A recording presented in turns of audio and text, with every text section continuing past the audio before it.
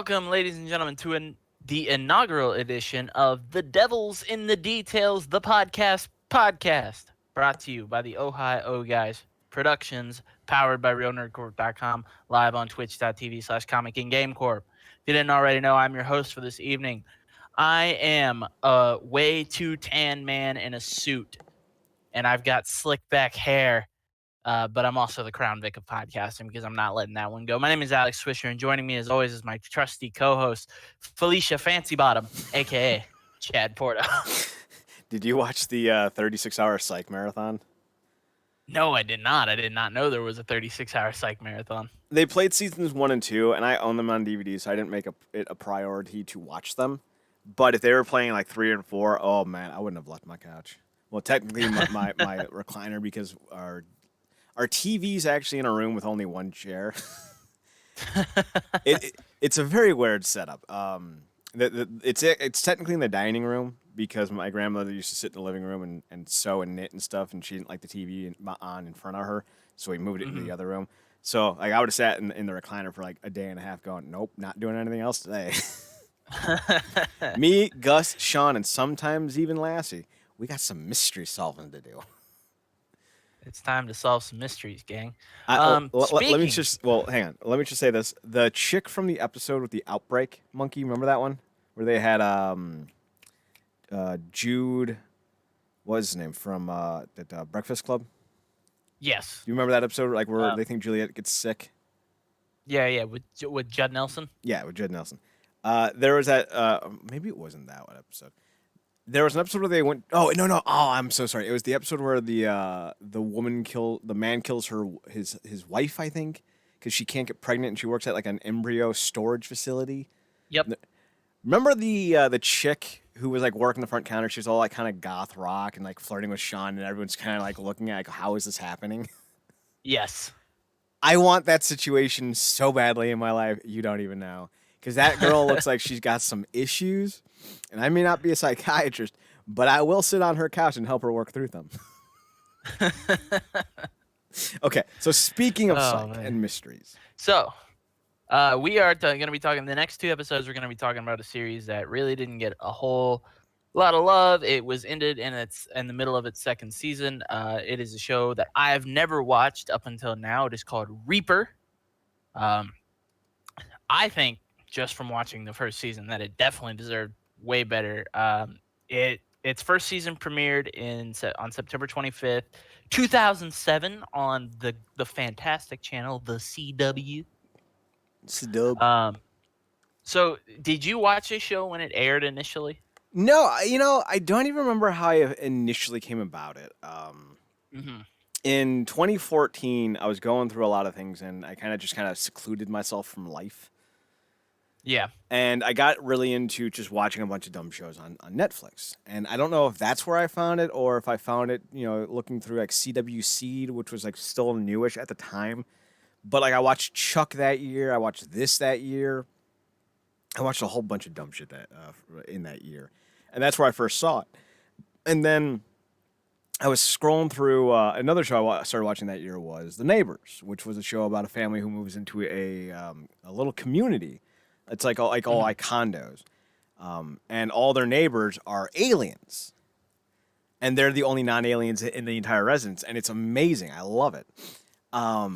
So like a couple years ago, like maybe a year or 2 ago, I was like, I want to watch the show, but I can't seem to find it. So I just started Googling it, and I found out that ABC.com, which is where it aired, had a bunch of free shows to watch, and The Neighbors was one of them. So I'm like, all right, let's check out The Neighbors because it's fantastic.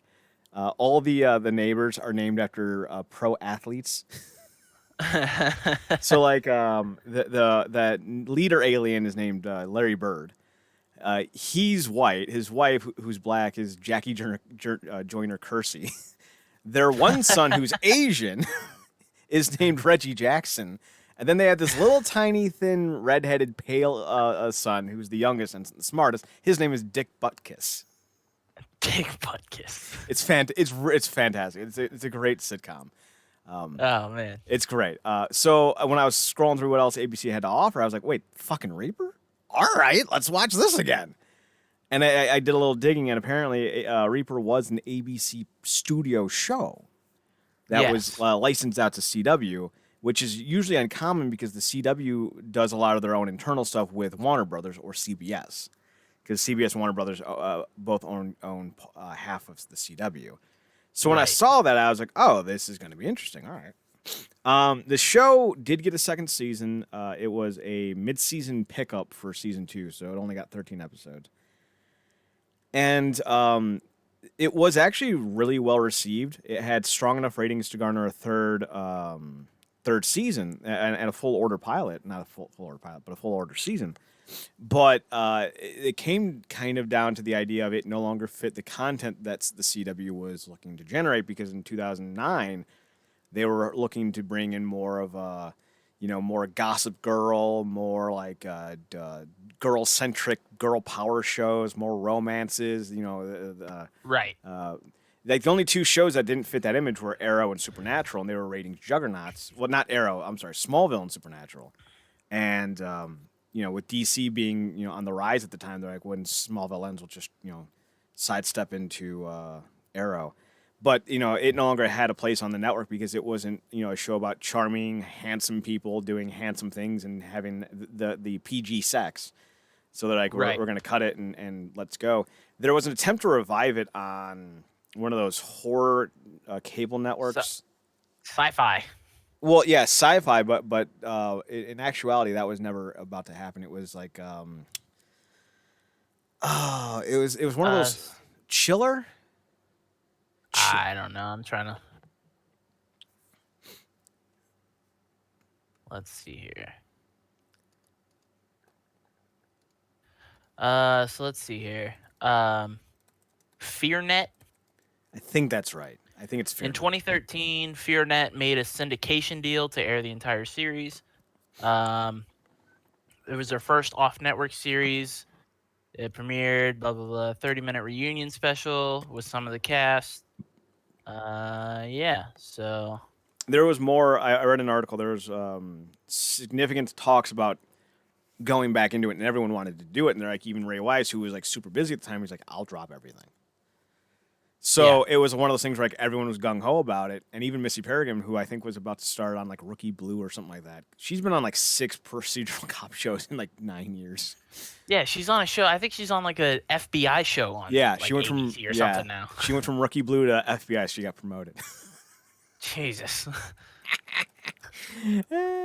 So like everyone was down to do it because it was going to be like 8 to 12 episodes a season. It was easy to fit them in for the scheduling. But it's just one of those things that ultimately the producers and everyone decided against it, and I think it had to do with like they didn't have enough budget, or they weren't going to have enough of a budget to do the show they wanted to do. So they ended up actually putting in a minor cameo in a show called like Brett Saves the World, maybe, or something like that. Oh yeah, it was Kevin Probably Saves the World. Yeah, that's what it was. I was reading about that. Yeah, And both Brett Harrison and Tyler Labine. Yes, they did a little cameo. I haven't seen the episode, but I might watch it just because Yeah, I might try and find it just to see if I can we can plug it into the end of next week's episode. I'm down. So the general gist of the show is Sam is played by Brett Harrison. You may not recognize the name. You will recognize who he is.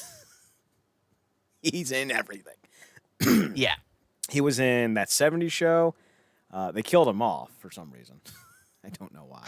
He's the only character that I'm aware of that died on that 70s show besides Kitty's father. Also the only one that was potentially murdered, depending on how you want to view being pushed off the water tower. He was in the OC. He was Adam Brody's comic rival in like season 2 or 3. Oh yeah. You gotta go big.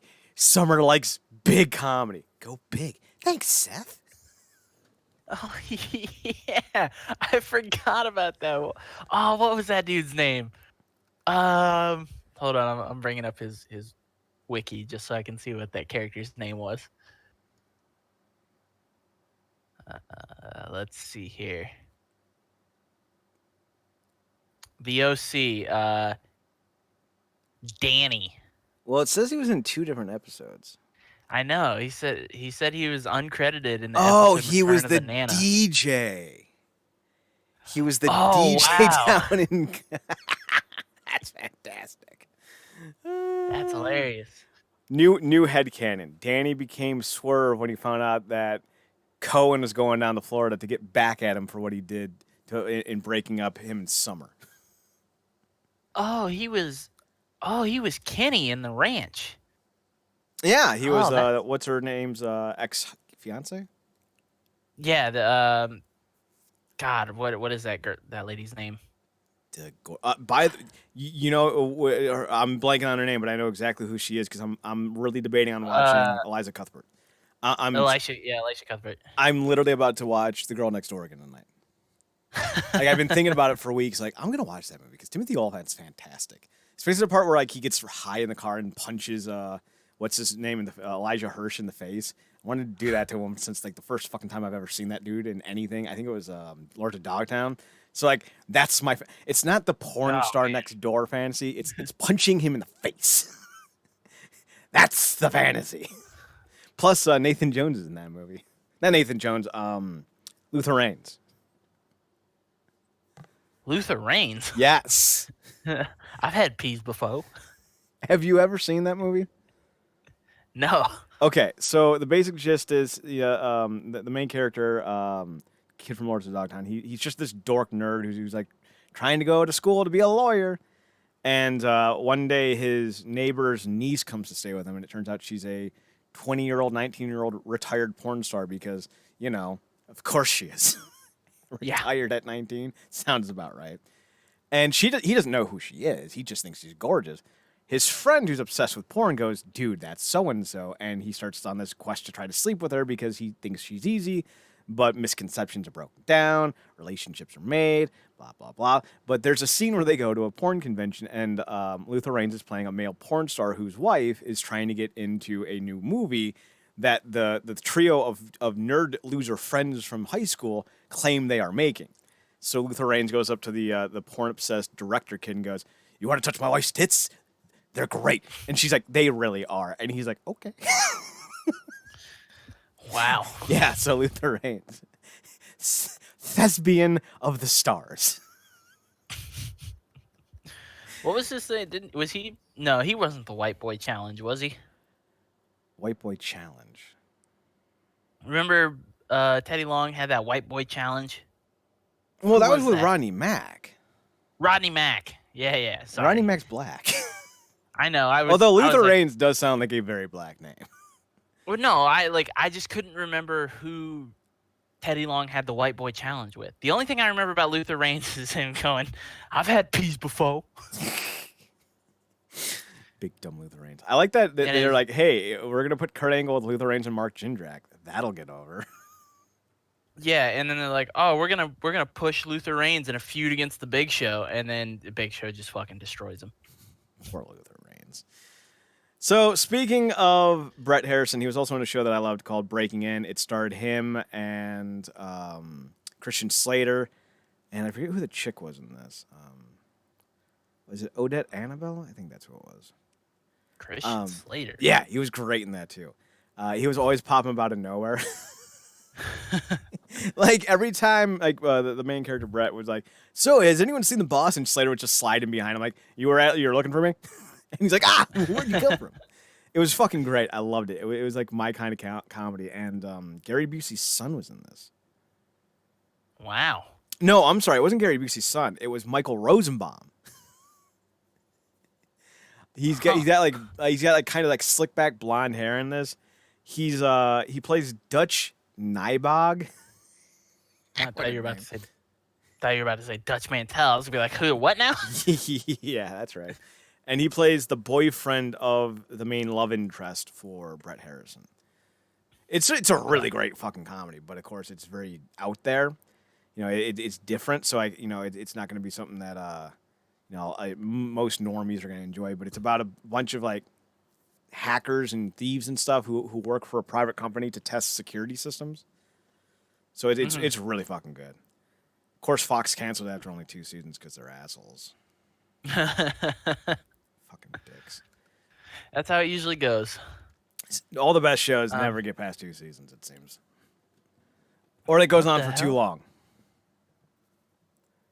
Oh, I was just reading about Brett Harrison's indie rock band. Big Japan. I have a new thing to listen to after the show tonight. Big Japan is a 4-piece indie rock band from Los Angeles with Nathaniel Castro on vocals and guitar, Adam Brody on drums, Brett Harrison on guitar, and Brad Babinski on bass. That's hilarious. Their first band name was Steven's Team, named after the film The Cable Guy. That's hilarious. Fantastic. Their first release, Music for Dummies, was digitally released through Night Shift Records on August 23rd, 2005. The CD originally titled Music for Dummies was changed to Untitled, thus the limited number of CDs printed have become collector's items. I know what I'm going to be looking for. I hope it doesn't suck. Hilarious. Yeah, I hope not. Adam Brody on the drums. Well, he was in Jennifer's Body as he's like a lead singer of a rock band, and they kill Megan Fox and sacrifice her to become like rock gods, and then she comes back, demonically possessed and eats everyone. But I always wondered, because Adam Brody's always kind of attached to music. Where I think he was into music in Gilmore Girls. I think. I don't remember that show too much. I watched it for a friend. It was not good. He was, obviously into music in the OC. He was into music in Jennifer's Body. So it always seems like there's kind of like a musical element to whatever he does, which isn't that uncommon because you think about someone like Kevin Costner, who's always kind of referencing baseball in every movie he's in. Right. Sometimes actors just go, I really want this character to be more of me. So I wouldn't be surprised if they were half decent. And, let's see. Music was incorporated as an essential part of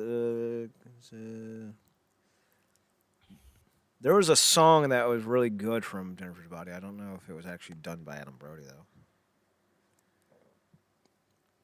Let's find out. Jennifer's Body. Through the Trees. Band called Low Shoulder. Oh, it's actually Wilding. Low Shoulder. Rock band is actually called Wilding. Can we hurry up there on the Wikipedia side of things? Come on. Load faster. This is 1999. Come on. How do you know? I mean, I'm pretty sure I know how to count. It is debatable, but I am pretty sure. All right. Ryan Levine. Justin Levine. I'm sensing a theme here. Eric Jansen, Andrew Umpaya, Casey Waljo. I'm not even going to pronounce that. Was the current name for the Ryan Levine? They have been recording. Wilding. Low Shoulder. I don't know if does Adam Levine. Not Adam Levine. Does Adam Levine have brothers? I don't know. Do I look like I listen to Adam Levine? I mean, kind of. Chad, you know that all I listen to is shitty country music. There's no such thing as good country music either, and I'm glad that Swisher knows that. Dude, I recognize that my tastes in music are wildly different from 99.99% of the world population. Except country music is really popular in America, and I don't know why.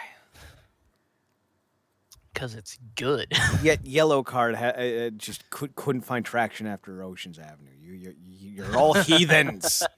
Heathens, I tell you. The modern day Beach Boys got forced into retirement because you guys didn't like their music. Fuck you. Anyway, so. Bitter much. What's that? What? No, I didn't say anything. Bitter much? What is that from? Somebody goes bitter much, and then like a woman goes bitter much. It's the dumbest shit ever. Anyway, so Brett Harrison plays Sam Oliver, a recently turned 21-year-old who dropped out of college because college made him sleepy. Yeah, he made it 6 months in college, but it made him sleepy. So he literally got through his entire first year essentially, or he was like a month shy. What a what a twerp. So his I mean, when I was in college, at least the first semester ran from August to late November, and I pretty much had all of December off until January. So I mean, Yeah. he made it. Oh yeah, he literally almost made it through his entire first year. If he'd have just stuck it out. Yeah, he was like maybe 3 weeks shy. Yeah. So What a guy. What a guy. Sam, Bert Wysocki, and Ben Gonzalez all take up jobs at the local Home Depot in the show called The Workbench. The Workbench. The Workbench. Joining them is Andy Prendergast. You got to What a think name. if you're Missy Peregrine, and they give you Andy Pendergrass, you just got to be sitting there going, "You're fucking with me at this point, right?" Was Sue Steele or Ann Smith too hard? It's just like they tried really hard on these names, except for Ben, because they were literally like, "What's your name? Rick Gonzalez? All right, hear me out, Ben Gonzalez." And then you have Tyler Labine, who's like, "All right, what about me?" And they're like, "You're Bert Wysocki." What? Yep. And we're gonna call you Sock. We're gonna call you Sock. No, I don't want it. Oh man. So like that's your main crew. That's the main four of the series. Besides, Ray Weiss's character.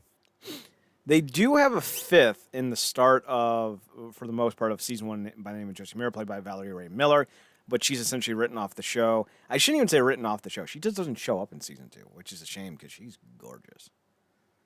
Oh yeah, that's kind of now that I think. And she just kind of fades away. That kind of sucks. So the relationships go as follows. Bert, we'll call him Sock. Sock and Ben are very close. You mean Sock and Sam? No, I don't.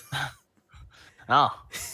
Bert and Sock and Ben are very close, leading to many questions throughout the seasons or series of them being maybe closer than we think.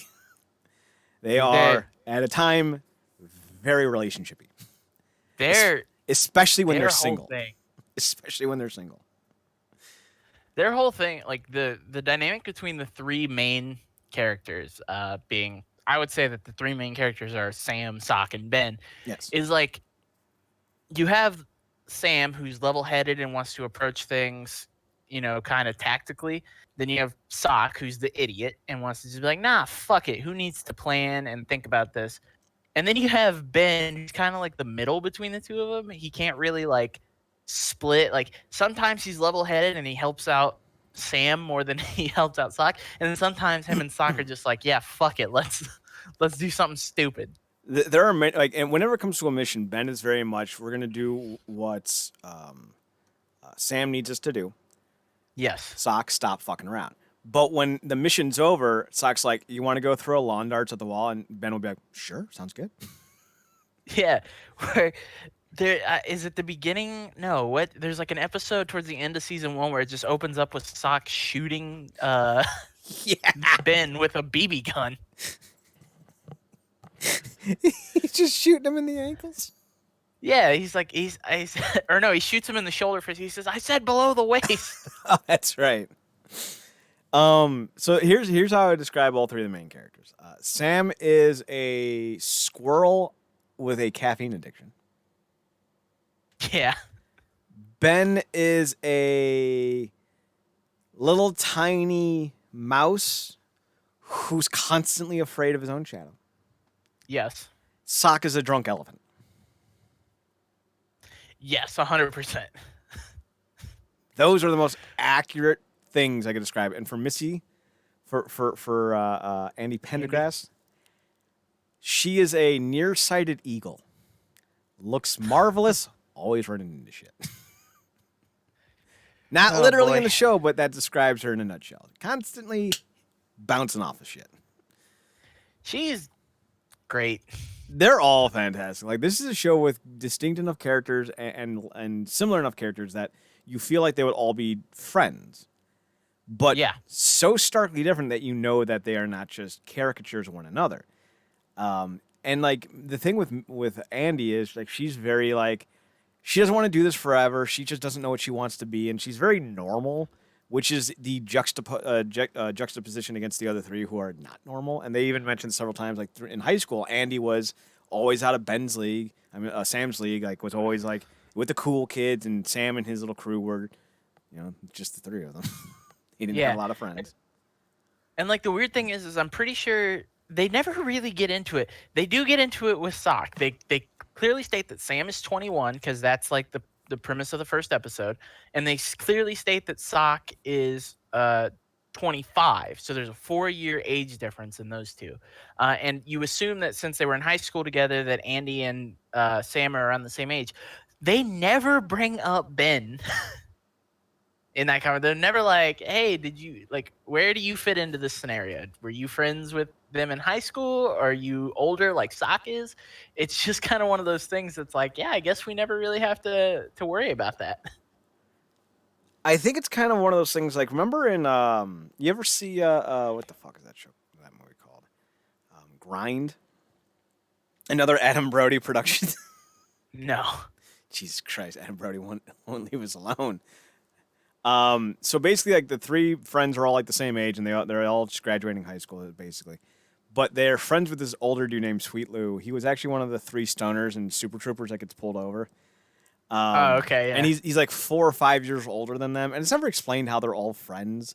They all skateboard, but like it's never really explained. You just kind of accept that it's a thing. Right. And I feel like that's the thing with Bert and all them. Although there are some allusions to them as kids, so it sounds like they were all at some point hanging out with one another. Well, I mean, I believe it's the first episode of season 2. And the only reason I'm saying this is because I can't remember exactly when it is. Bert Sock does say, I've known you for the better part of 14 years. Mm-hmm. So if he's 25, you can assume that he's known them since he was 11, he's known Sam since he was Like 8, give or take. 7, Give or 8, take. yeah. So, yeah, it's a weird juxtaposition for him to be friends with them, but like you never know about Ben because it's never stated. But I would assume that he's around Andy and Sam's age. And then you have to assume that Josie is probably more towards being like 25, 26. Same ages. Well, I think she's a little bit older than that because she's like a full-fledged lawyer. So that's that's 4 years of college and then another 2 to 3, maybe even 4 years in law school, depending on what you're going for. And she looks like she's in a pretty well-off position. She has her own office, so I'd say she's pushing 30 at the start of the show. Yeah, probably. Just some reasonable deduction. Then, of course, we have the ageless one himself, the devil. You've got the devil. So, Ray Weiss is one of my low-key favorite actors. Like, whenever anyone asks me, who's your favorite actor? I never mention Ray Weiss, but yet I always enjoy him. He's great. He's so charming. Yeah. And the best part is, like, I think it was like episode 3 or 4.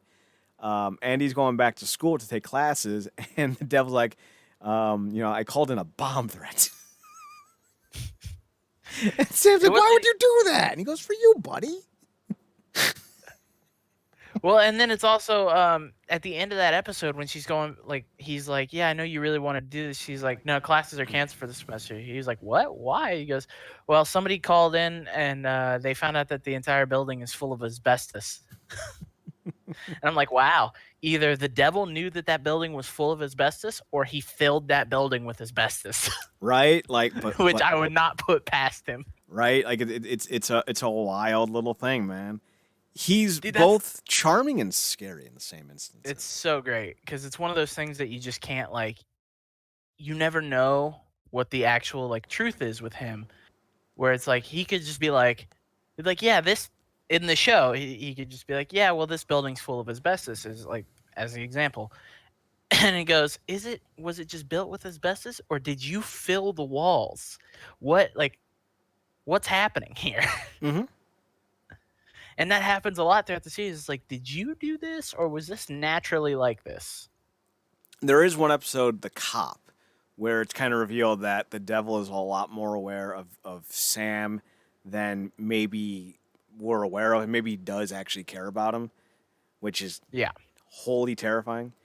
I know Yeah. how the show ends, like how it was supposed to end had they gotten more seasons. But we'll talk more about that after we get into season 2 next week.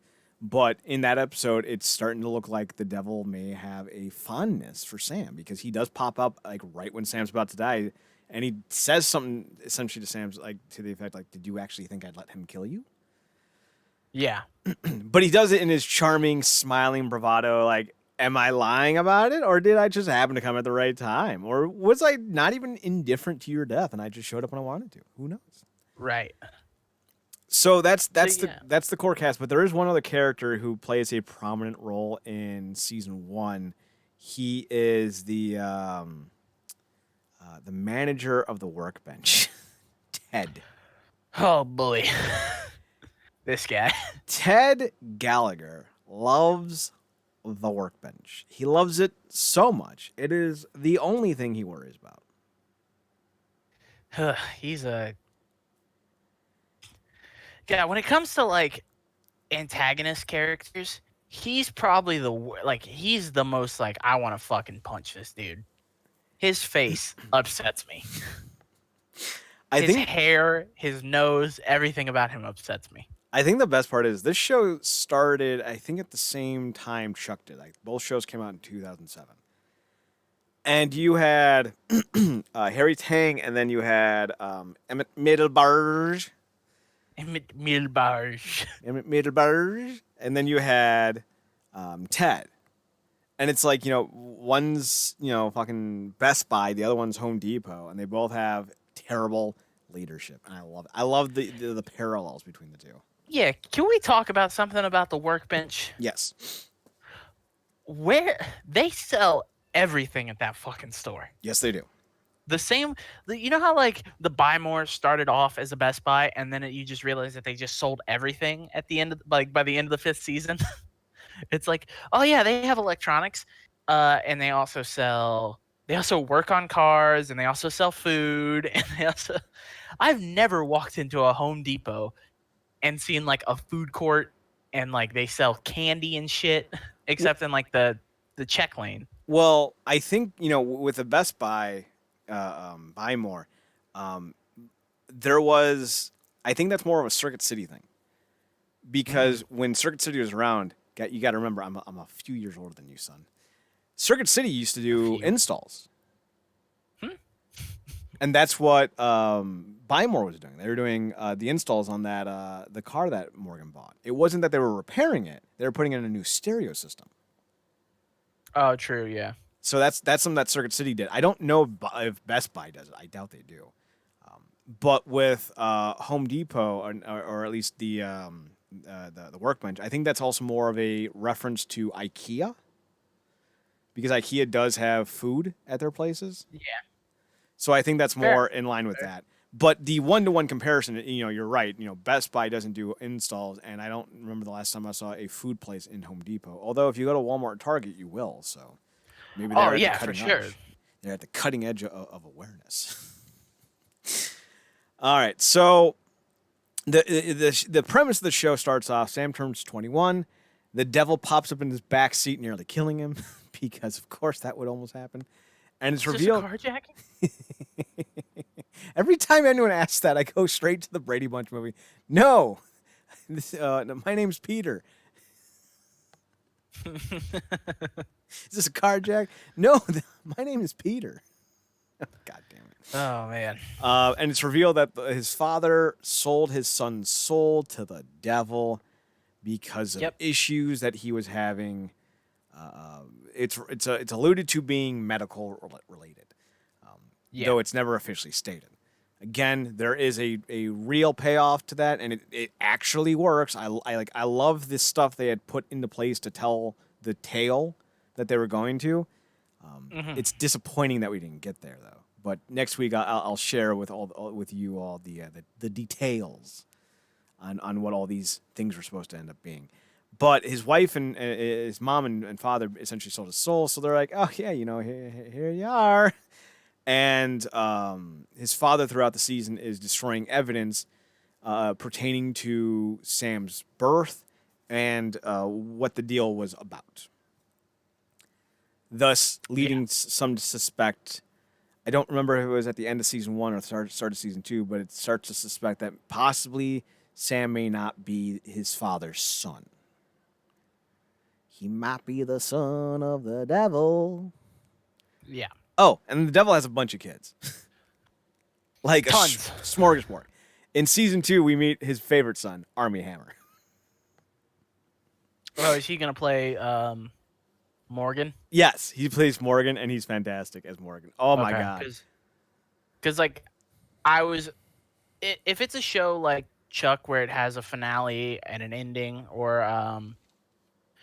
One Tree Hill or the OC, I never read anything on it to make like try and spoil myself Mm-hmm. in a rewatch. But since I've never seen the show and I knew that we weren't gonna get like a satisfying ending, I was because the show got canceled.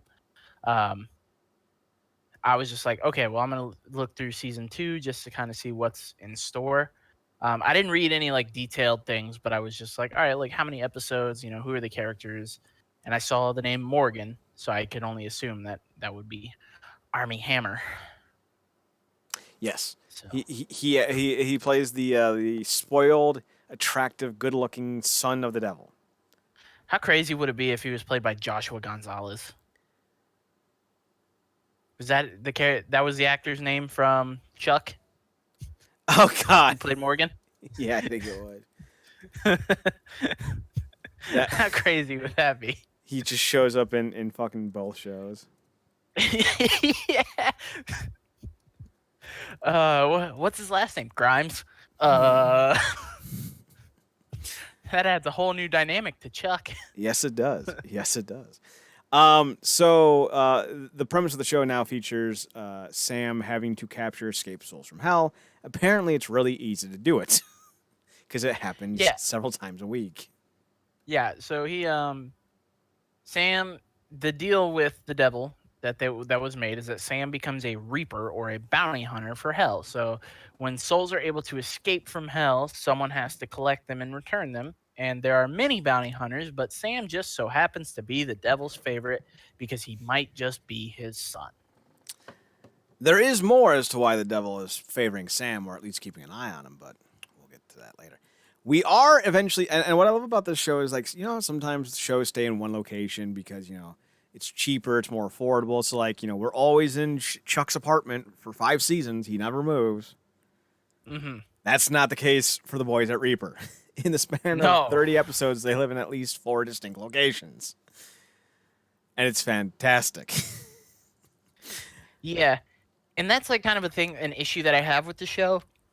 Watching it for the first time is that like they do the classic like show like the thing with like the unlikely heroes where it's like oh they get something good going for them, can't have that for too long, got to take it away from them, and that's kind of the case with the apartment that they get. Well, Was it like halfway through the first season? yeah, and they keep it for the rest of the season, but as Pendergrast so elegantly puts it, you guys didn't come back for 4 months. You got evicted because you didn't pay your rent. What did you think was going to happen? Oh yeah, no, like it totally makes sense because he's freaking out because he found out that he might be the devil's son. So he goes on this I think it's more like 2 months. I think it's like a 2-month long bender. Well, it's supposed to Um, be the summer break. You know how shows do like from like May to yeah, July or May to September. They're off. Like they usually put in like some kind of like. And during those 4 months, he was away at sea. yeah. So it's supposed to be that. But yeah, so they lose the apartment. But while they're there, they meet the nicest, gayest couple ever. Oh man, it's the best. It's Michael Ian Black and who was the other? Ken Marino. Ken Marino. Yeah. They were fucking great. They were awesome. Uh, they're so you find out in the you meet them in one episode and you find out at the end of the same episode they're a gay couple who live in the. What? I think they're. They're Yeah, I gay? know. I thought they were Yeah. just bachelors. Nope. um. Confirmed So they're bachelors. they're a gay couple that live in the apartment next to the boys, Mm-hmm. Sock Ben, and Sam, Mm-hmm. and they're overly nice, like super great guys. They cook for them. They do their laundry all the time. They're buying them new clothes because they're incredibly wealthy. They I believe one of the characters is a publicist. Yeah, Um, Ken Marino's character is a publicist, and Michael Ian Black's yes, character Steve is is a a like a private security home security specialist. specialist. Yeah. So they're incredibly wealthy, and they're just treating these boys like they're their own sons. So they're living the life. But then you find out that they're demons from hell. And you find out in the best way possible. I think Dude, it's Sam goes next door to get something that he forgot. kid his laundry. And he's just like he's hollering out to them, but no one can hear him, and he's hearing the sound of a grinder working. So Power Sanders. Yeah, so he thinks that they're doing some home repairs, and he looks into the bathroom and sees them both standing there, sanding down their horns. Yeah, to which I believe one of them says to the other, I think sometimes it would just be easier if I wore a hat. Yeah, that was Ken Marino. Dude, they're so great. They're such great characters. It kind of sucks the like route that they took the characters, because you find out that these two are leading a rebellion. It actually, you think it sucks, but it does pay off. No, I know, but it kind of sucks in the sense that they got rid of Michael Ian Black.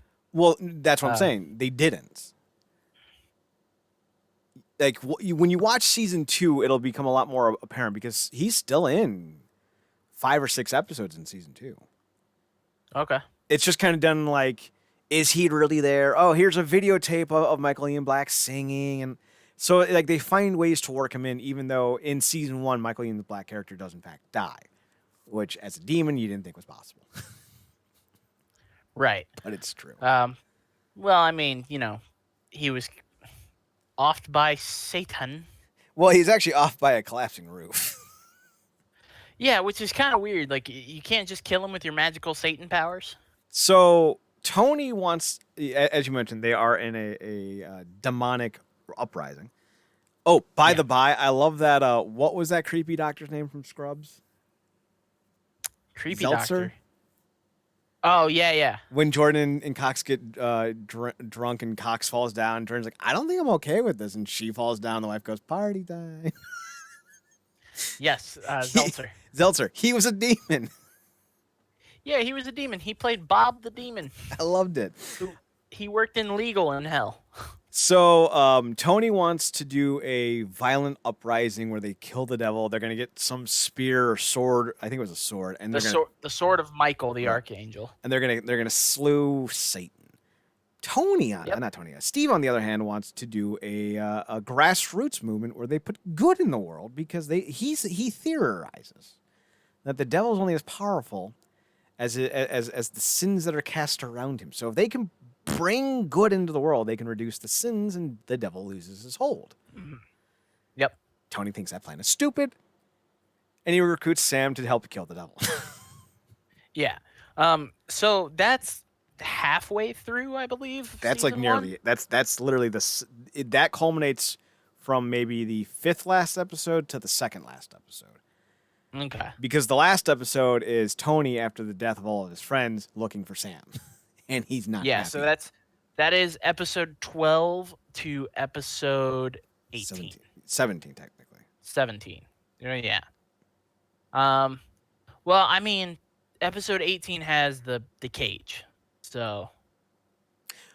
Oh, that's right. Yeah. Hang on, because I may.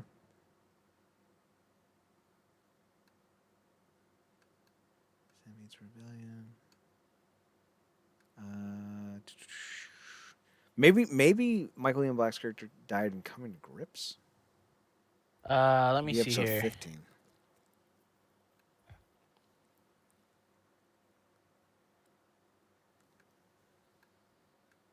Do.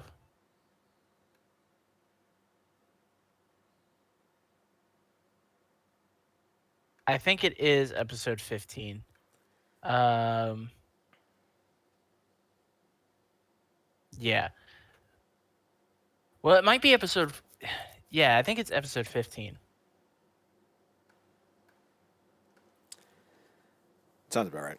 So it's essentially Sam potentially being the devil's son is a big kerfluffle.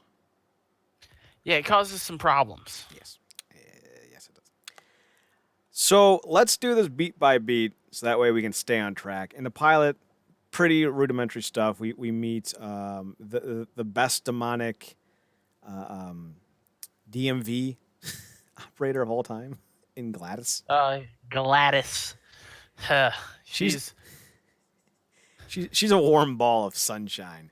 In fact, yeah. That's the not how I describe her. the best scene that she's in comes in season 2 when Sock and her like butt heads over something. Sock goes over to her house and they have sex.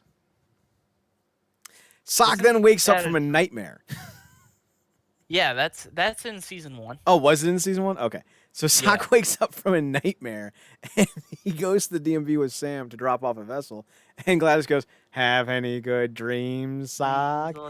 And he goes, You did that? And she's just smiling.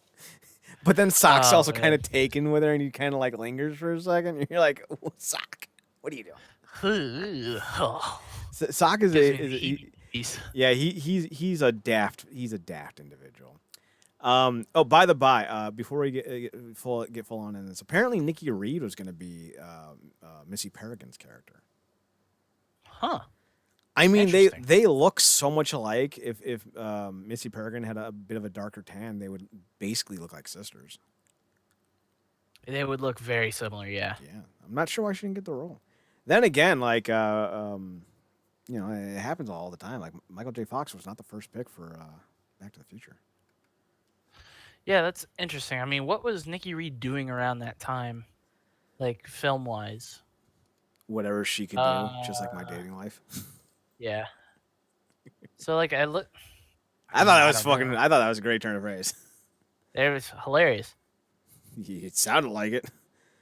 Sorry, I was in the she's coming off Lords of Dogtown. She was in Lords of Dogtown, which is like the big movie she was in, and she was in 6 episodes of The OC. Who's she in The OC? Sadie Campbell. Who the fuck is Sadie Campbell? I don't know. I don't remember her at all. Oh, was she was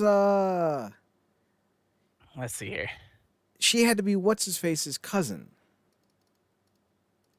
What's his face's cousin? Jimmy, is that his name? Kills him, falls off the rocks. She was in season 3 for 6 episodes. Yeah, she was what's his face's cousin. She comes to town after her cousin dies. Oh, yep. Johnny. Yeah. Johnny. Jimmy. Her cousin Johnny. I liked her in that. That's role. right. Yeah, I forgot about that. I forgot that she. Yeah. Johnny Harper. You're gonna hate me for this because I'm doing this totally 100% unironically. As I put some work together for the weekend and managed to have a few hours to myself, I fully intend on rewatching the entire series of The OC. Dude, I kind of want to rewatch The OC. Right? Because, like, so here's the thing. The season 2 and season 3 are such a struggle to get through. Yep. But season 4 makes it worth it. And season 1 has all pretty girls and so much dumb humor. And season 2 gives you your favorite scene in show history. Oh, yeah. You mean every time the scene in one of my favorite scenes in all of cinematic history, that every time I hear the song "No Rain" by Blind Melon, it makes me think of you. Yep. So I mean, so at the time she was a minor character in the OC, and she played Kathy Alva in Lords of Dogtown. So who is she? Tony Alva's sister, probably. Sounds about right. So I think 2006 was when Stick It came out, which was the big movie that Missy Peregrine is known Oh, for. I like Stick It. Yeah. Well, that's why I texted you. I was like, this show has reminded me of the gigantic crush I had on Missy Peregrine, who, come to find out, she was married to Zachary Levi for a year. Barely a year. Yeah. So I think, Stick It came out in 2006. So this would be about a year after that. And what else was she doing on TV? Yeah. Missy Well, Peregrine was in Heroes for a few episodes. she was in Smallville for one episode. No, she was in the online show. That doesn't count. No, she was in both. She played Molly Griggs in the episode Delete, and then she had she was in 3 episodes of Smallville Vengeance Chronicles. I've never even heard of Vengeance Chronicles, and I love Smallville, so that shows you how. I know you love Smallville, but she was in 1 episode of the actual show as Molly Griggs. That had to be season 3? The episode was called Delete. I have no idea. 2004. The show started in 2001. I'm guessing that was season 3. At least the back half of it. Yeah. Season 3, episode 11, Delete. Directed by Pat Williams. Somebody save me. Anyway. Huh. So she, they're both kind of up and coming. She played 2 characters named Andy back to back. Her character in Reaper was Andy Pendergast, and her character in Rookie Blue was Andy McNally. Oh, Jesus Christ. I bet you she got the audition and saw the name. She's like, we're changing the I to a Y, right? We're changing this, right? Either way. Either way, you couldn't have gone wrong with either of the castings. Missy Peregrine is great. Nikki Reed is beautiful and talented. Don't want to just, objectify her as being just beautiful. I mean, I'll objectify them as being beautiful. God damn. They're both fantastic actors. Well, Missy Peregrine's a fantastic actress. I'll at least say that. Nikki Reed is just very likable, and I want to like her, but I've never seen her anything where I'm like, yeah, that was totally a Nikki Reed performance. She's one of those names you know, but you're like, I don't know her from anything. Yeah. Anyways, so the pilot. Can we also talk about Vanessa Lenges for a second? Oh yeah, was she the one in Waiting, the hostess? Yes. Yeah, as soon as you said that name, I was like, I know exactly who you're talking about because I also had a gigantic crush on her. She's gorgeous. I watched a few episodes of Glee just to see her. You're a sad, strange little man. All very true. And you have my pity.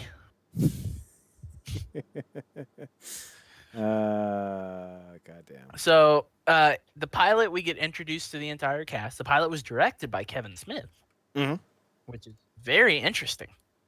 So you get introduced to Sam Oliver, the slacker who still lives with his parents. He dropped out of college because it made him sleepy. He works at the workbench. On the day of his 21st birthday, he learns that his parents sold his soul to the devil. He almost gets carjacked by the devil. But my name's Greg. Jesus Christ. Greg Schmeg is the title of an upcoming episode. No, it is not. It's a title. It's a title of episode 16. Oh. Sorry. Greg Schmeg. I thought you meant it was a podcast. I'm like, we are not going to podcast that. No, not us. So he finds out that the deal that was made is that he becomes a reaper, a bounty hunter who's going to recapture souls escaped from hell with the aid of vessels, which are magical objects specifically designed for the confinement of a soul. So in this episode, he has to capture a fireman who was an arsonist in his previous life. He gets given a dirt devil vacuum to capture this fireman, this arsonist. He learns that he has telekinesis now, which is that's like a weird part of the series. It doesn't make a lot of sense. You know? It does when you know the payoff. Okay, that's fair. It comes and goes throughout the series. Yes, and again, it's one of those things. Episodes. Like once you Yeah. figure out what the payoff is, what his father's hiding from him, all of it makes sense why all of this is happening. Yeah, yeah. Um, so yeah, they capture Fire demon. the the fire demon, and then they deliver him, and it's kind of like your run of the mill first episode. It kind of sets everything up. Mm-hmm. So then we get on to episode number 2, Charged. The soul power in this one is electricity manipulation. And the vessel that they're given is an RC monster truck, where they realize it's not the monster truck that's important, it's the remote control. Um, he was an energy salesman, who I think what did he do? He like it was like a bunch of fraud or something that he like sold off a bunch of energies to other states and caused rolling blackouts and stuff like that. And I think like it affected hospitals or something like that. Yeah, yeah. So also, it's like a minor detail. It gets brought up a couple times. We should say that this entire series takes place in like the Seattle area. Yes. It's always Um, gloomy. it's always gloomy. So Sam's not really trying to become this bounty hunter. He keeps trying to like run away from having to do it. Um, he in this episode he's lying to his mom about his involvement with the devil. Um, his dad gives him a brand new car. It's a hybrid. Um, so yeah, he finds out that the remote control car is actually a lightning rod, and he's able to beat the escaped soul with the lightning rod, and he captures him, and then he makes up with his mom, and he tells her the truth, and then they both decide to ignore to not tell his little brother Kyle, who never shows up in the series ever I again. was just about to say, and he's never seen again. He's literally in episode 1 and episode 2, and then he's never seen again. So It's kind of like what they did to Epis- Morgan in God damn, what is up with Morgan in Boy Meets World? oh yeah.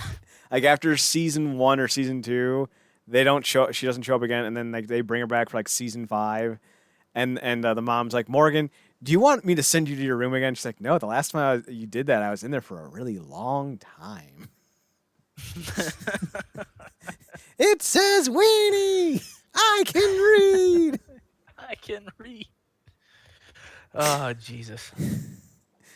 So episode 3. Episode 3 is called All Mine. The soul power in this one was this lady had the ability to transform into swarms of insects. She was mostly bees though, and the vessel was a defective toaster. This one was great because at first you think it's the guy. They find him. He's in his little apartment. I think he's just been like released from prison or something like that, and you know, or he's on the run. I forget what it was, but they think it's him. And then the bees attack, and then he eventually finds the boys and he warns them like, "It's not me. I'm not doing this. But if you come back, she's going to kill you all. Stay away." Yeah, like he's he he's truly concerned for their well-being. Yeah, this lady was obsessive and super jealous. I think she killed his wife. Yeah, yeah, something like that. Yeah. Or no, I think like his wife died, and then he didn't. He like just was with her after that, but he never wanted. I don't know. It was weird. So, anyways, yeah, they think it's the guy, but then it turns out that it was this lady that he was seeing for a while that was incredibly jealous, and tried to kill anyone that got close to him. In the end, he eventually tells her that he never loved her and that he was in it mostly because she was attractive and he was in it for the sex. And then this distraughtness causes her to, I don't know, there's like a moment of vulnerability, and then they just snag her. And this is also the episode where Sam is trying to encourage Andy to go back to college. He has this whole conversation with her. Something we never said about Andy is that her dad has recently died. We're not sure how long ago, but it's still like a short enough amount of time that she's distraught over it still. And he tells her like, you've been putting your life on hold ever since your dad died. He's like, I'm worried that you're just like never gonna get back on track, and you're scared of the future. Blah blah blah blah blah. Yeah, and then I think this is also the episode where we find the asbestos in the school. Yes. She tries to go back to school, but doesn't because the class gets shut down for the semester because they found asbestos in the school, which is the doing of the devil somehow. Whether he just reported it or whether he actually did it, it's ambiguous. Episode 4 is magic. The soul is a magician who was fucking shitty in his first life, and he's not much better in his second life because he looks like a wannabe. He's like a combination of what was the dude from Poison? Bret Michaels. Yeah. He looks like a shitty combination of Chris Angel and Bret Michaels. Accurate. Tell me I'm wrong. That's accurate. His soul power is sword manipulation, and the vessel is a live white dove. I forget what does Ben name the dove? Oh, I don't remember. Yeah, me either. I watched this like a month ago. Like I didn't even know we were covering this until last night. Yeah. So he's an arrogant magician working at a carnival. He's murdering his ungrateful audience with magic tricks. I'm trying to remember exactly. He gets a white dove. Oh yeah, Andy wants Sam to go with with her to Idaho for a concert. What was it? A Flaming Lips concert? Yeah, it's something dumb and trendy in 2007. Yeah. And then instead she gets sent to that carnival, the magician's magic shows, by the devil, and Sam rescues her by beating him with the vessel. But Andy gets disappointed by his repeated flakiness because he keeps having to flake out on stuff because he's busy running errands for the devil. And the devil is like, hey, you can have a vacation and go on to that concert with Andy that I told you couldn't go to. But he's like, oh, it's already fucked, so thanks, bud. And that's pretty much that episode. Episode 5, What About Blob? The escaped soul. This time his soul power is that he's made of green slime and he's super slippery. And the vessel is an ugly Christmas sweater. Which is fantastic. This episode, Sam. So in every episode, the devil gives him clues on how to find the soul. In the second episode, it's just giant lightning storms all across town, electrical storms. In the bug one, every time he puts something into his mouth, it becomes a cockroach. And in the magic one, random objects just begin disappearing and reappearing in odd locations. Like he goes out to get his car, and his car disappears. Was this the one where he's like slipping everywhere he goes?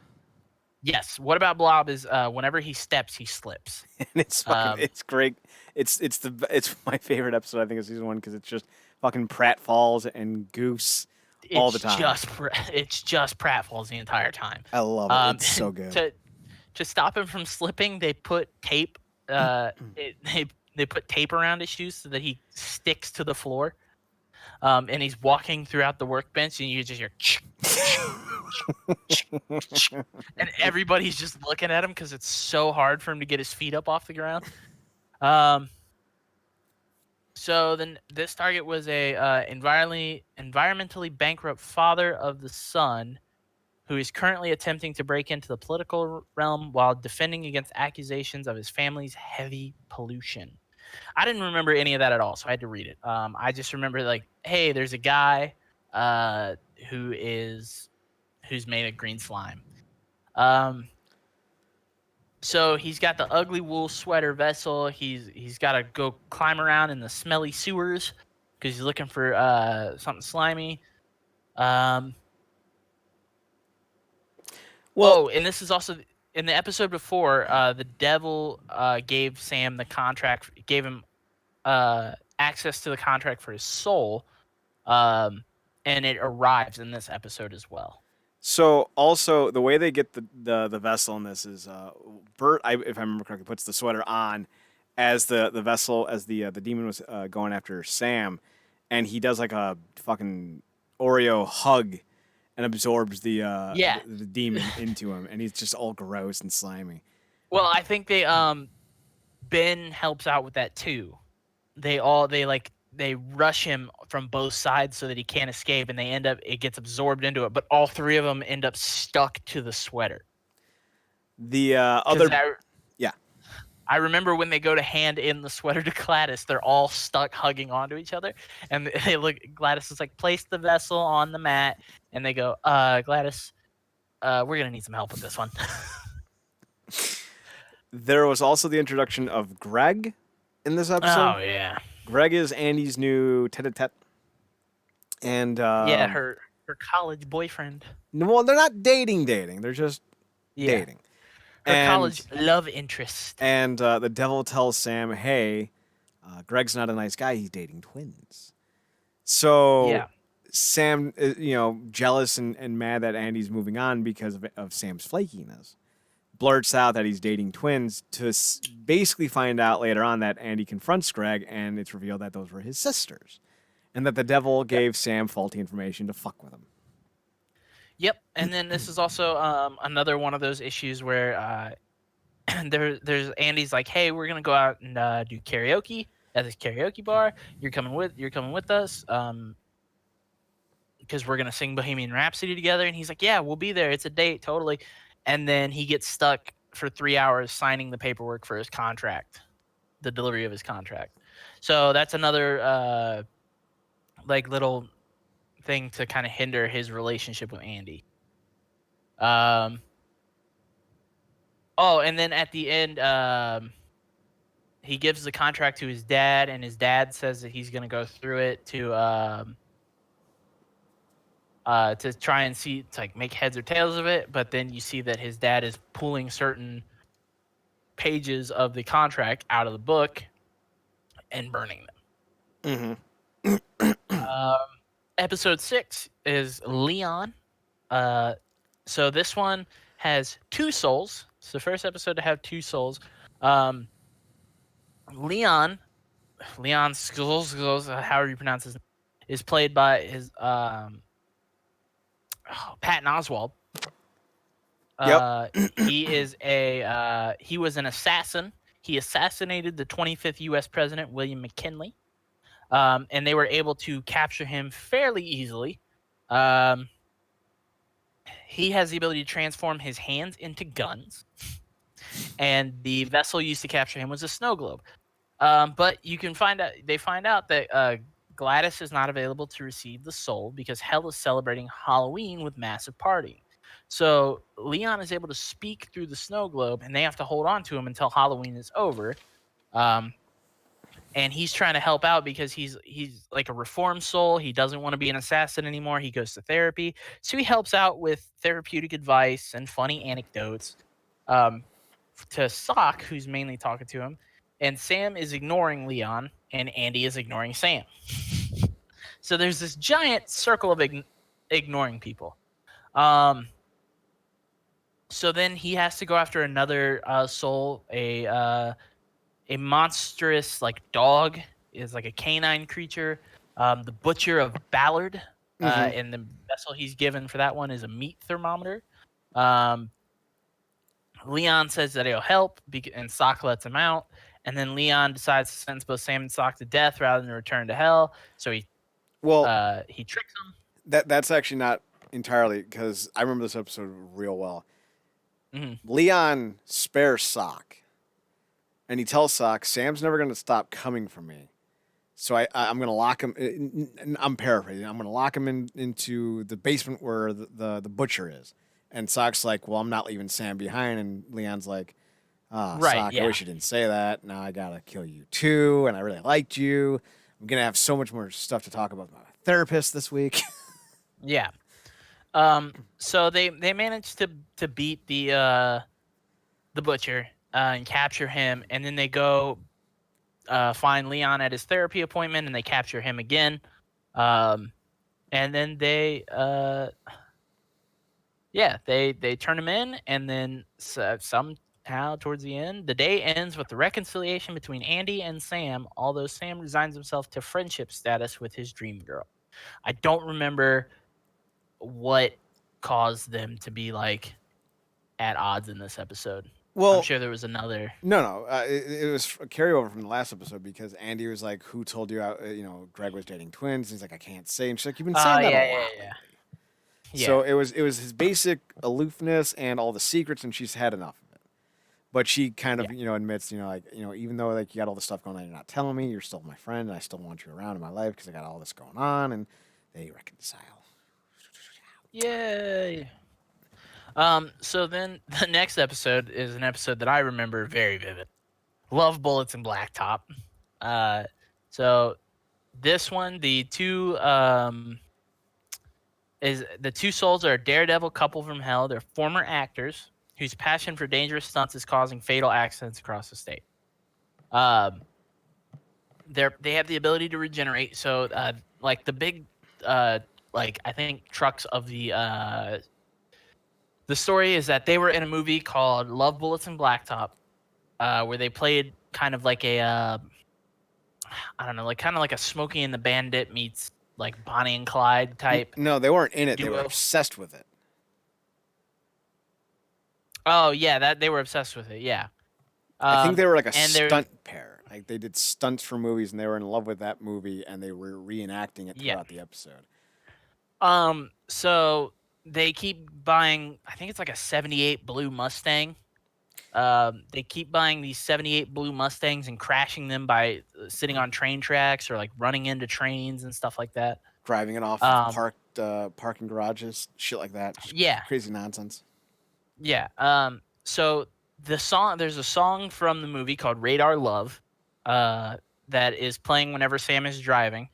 Um, so this is the episode where Sam meets Taylor.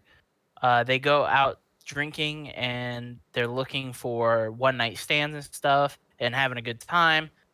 Taylor is a bridesmaid in this out with his bachelorette party, and they make out at the bar and they exchange numbers. But Sam's not really that into her, because he's obsessed with Andy. So the duo is Kit and Holly. Such one thing I want to point out is they're like dressed as kind of like new wave 50 greasers. Yeah, I kind love of. the aesthetic. Well, yeah, they definitely shot for that like that mid '70s like. I'm trying to like. I mean, that was the time that was popular, Smokey and the Bandit, so it would make sense that they would be dressed sort of similar, like a Burt Reynolds esque. Mm-hmm. At least the guy with like a denim shirt that's unbuttoned all the way down to his belly button. Just wafts of chest hair, piling out like Bob Penciotti. Oh God. So they trick them into coming up to buy a Mustang. Russ, one of their coworkers, Played by has an orange one. Booger from the Nerds movies. Yes. There was it Revenge of the Nerds? Yes. Yes. He also voices Snot in American Dad. Yes. So they Photoshop his orange Mustang blue so that they come up to buy it. Kit gets out of the car and leaves Holly in the car, and they manage to capture Kit. And then Holly escapes, but she comes back. They go over to what was it? They go to Russ's place because they wanted to watch the movie, but the only way they could watch it was on Betamax. So they have to go find someone who has a Betamax. They don't even ask. They just assume that Russ has one. Yeah, because Russ is an weird old dude who's stuck in the '70s. He has like a giant like CRTV. He's got Betamax and 8-track players, and he never really got out of the '70s. Well, and there's a great scene in that when they're over at his apartment where he offers them drugs. But it's in like a candy bowl. he goes, "You guys want to do peyote?"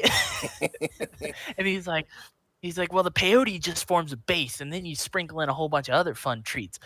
He's like, I got horse tranks. I got because I think they wanted to avoid saying like anything major, like hard drugs. So they're like peyote and horse tranquilizers. Well, wasn't this also wasn't this the second film they were watching? Because I want to say there was what was the episode where Sam and Andy kind of squirrel away in like one of the racks? Oh no, the same episode. Okay. Yeah, no, same movie. No, I forget what they were doing over at Russ's because they watched Love Bullets and Blacktop at I think it was he a hooked. different movie. No, those two definitely watch it together. They watch a different movie at Russ's. Right, that's what I'm saying. Like they watched the original one at the workbench, but then they have to watch something else because it was like an obscure film from the 70s that no one's ever seen, and like the only way they can find it is on Betamax, and that's why they go to Russ's. So Russ is standing there trying to offer them drugs, and a fucking car crashes into his house. Poor Russ. And nearly kills the man. Who I think as he's being hit, he's already high on peyote. Yes. Which is how they kind of like get away with being like, oh, what happened? And they're like, oh, well, you know, it's not like it's just a crazy accident. So she wants the 8-track. So the Love Bullets and Blacktop 8-track, the soundtrack that has the song Radar Love, is what needs to be used to capture them. Mm-hmm. She wants the 8-track with Kit on it. So instead of giving her that 8-track, he gives her the smooth 70s 8-track, and she can't figure out how to get them out. So then they go to this. Where'd they go? It was a closed auto body shop that was in the movie that they were trying to find. Oh yeah, cornering the boys at the old meeting place of the damned lovers. So one of the things that is crazy about this episode is that these two can't. Whenever they hear the song "Radar Love," they are compelled to dance. Mm-hmm. They can't help themselves. It's like a curse. So she's about to kill all three of them because she kicked all three of their asses because she was just apparently she was a stunt woman. So as she's about to kill Sam, Ben and Sock start singing Radar Love. She start dancing, and then he goes and gets the 8-track. She almost crushes Sam with a car by dropping a car on him, but he rolls out of the way and he captures her. Captures her with the 8-track. Then yes. Yeah, go ahead. No, go on. Finish up. I was just gonna say, at the end of the episode, Sam actually decides to go on a date with Taylor. The best part of this is Bert and Ben trying to sing Radar Love, but it's like I actually kind of remember how the song goes. Radar Love. Like, that's all they really know. Like they're murmuring through it, like they're getting the tone right, and like Ben's trying to do the guitar. He's like da da da da da da. It's fucking hilarious. Yeah, it's great.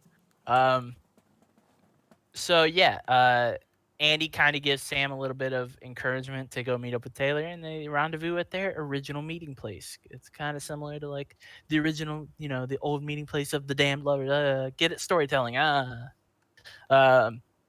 I mean, it really doesn't matter. I'm gonna be completely honest with you. Taylor lasts one more episode. I don't even remember how they broke up, truthfully. I don't know. I don't know if it's even gonna tell me here. So the next episode is The Cop. I want to take this one because this one was one of my favorites. Yeah, go for it. So basically, there's an escaped soul who is pissed off about how he died.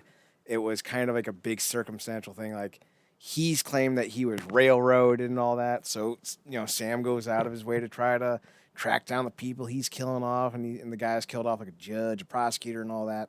I think even like a defense attorney. And the only one left standing is a detective. He goes to try to save the detective's life. The detective's like, "What the fuck you doing here?" And I think Sam had like a gun, a taser. So the cop's like, "Why are you at my house with a taser?" And then he arrests him. And then essentially the cop doesn't believe him. And until he sees the guy coming for him, and then the two kind of make like a loose bond, try to get him. And they talk about the big case, and it was the case that made this cop's career. He was a hero. And then essentially, when they capture the soul, they're kind of just like hanging back out, like there's a big old firefight kind of thing. And the cop's like, I'm real sorry, kid. And Sam's like, why? He goes, I just want to be on top for one more day, and no one's gonna believe that I captured a soul of a dead man. So basically, he's like, all these crimes that were being committed, I'm gonna say that were you, and you were doing a copycat murder. And Sam's like, that's fucked up. And the cop's like, yeah, but I'm really fucking lonely. So the cop goes to kill Sam, but then the devil shows up, and it's revealed as the devil takes down the cop, and I think like takes him to hell or kills him. Basically, that the cop only caught the guy because the cop sold his soul to the devil. Is a for great 5 big cases. For 5 big cases, and it was a great fucking huge fucking thing. And the funny thing was, Sam was the 5th case for the cop. So he got him technicality. Yeah, so Sam was the 5th case for the cop, but what it actually ended up being, as the devil spins it, is that the cop was his own big case. Yes, because he caught himself committing a crime.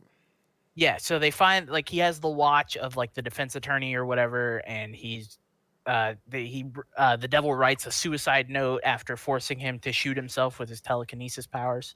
So yeah, it's like this whole big thing. The soul in this one has the ability to turn his tattoos into weapons. So he's got like flame tattoos that he can turn into fire. He's got a barbed wire tattoo that he strangles a judge with barbed wire. I think those are like the only 2 that they show really. And then the taser gun is the vessel for this one. Is there any other big things on this one? That's the episode that Sock has the obsession with Gladys. Where it turns into the dream with them having sex with a nightmare. But it also reveals that Gladys gets egged all the time by these kids. Yeah, she that her neighbors think she's this weird monster, and that she's lonely. Let's see here. Well, also, I mean, technically this is kind of obvious, but it's also revealed in this episode that, they go to her house and they see that she's got all these little angel tchotchkes, and they're like, why do you have all these little angel tchotchkes? And Gladys is like, because all demons used to be angels. Yeah. So I mean, like that's pretty obvious, but it's later explained by what's his name, Steve, Michael Ian Black, that the angels that became demons sided with Lucifer and were cast out for being traitors. So yes, it's a kind of obvious backstory if you're at all familiar with the Judeo-Christian Bible, but if you're not, it's pertinent details. Right. So this is also the episode where Sam got the expensive necklace for Andy. And Greg is trying to throw her this huge surprise party that Andy does not want, because she wants to just have like a small little hangout thing.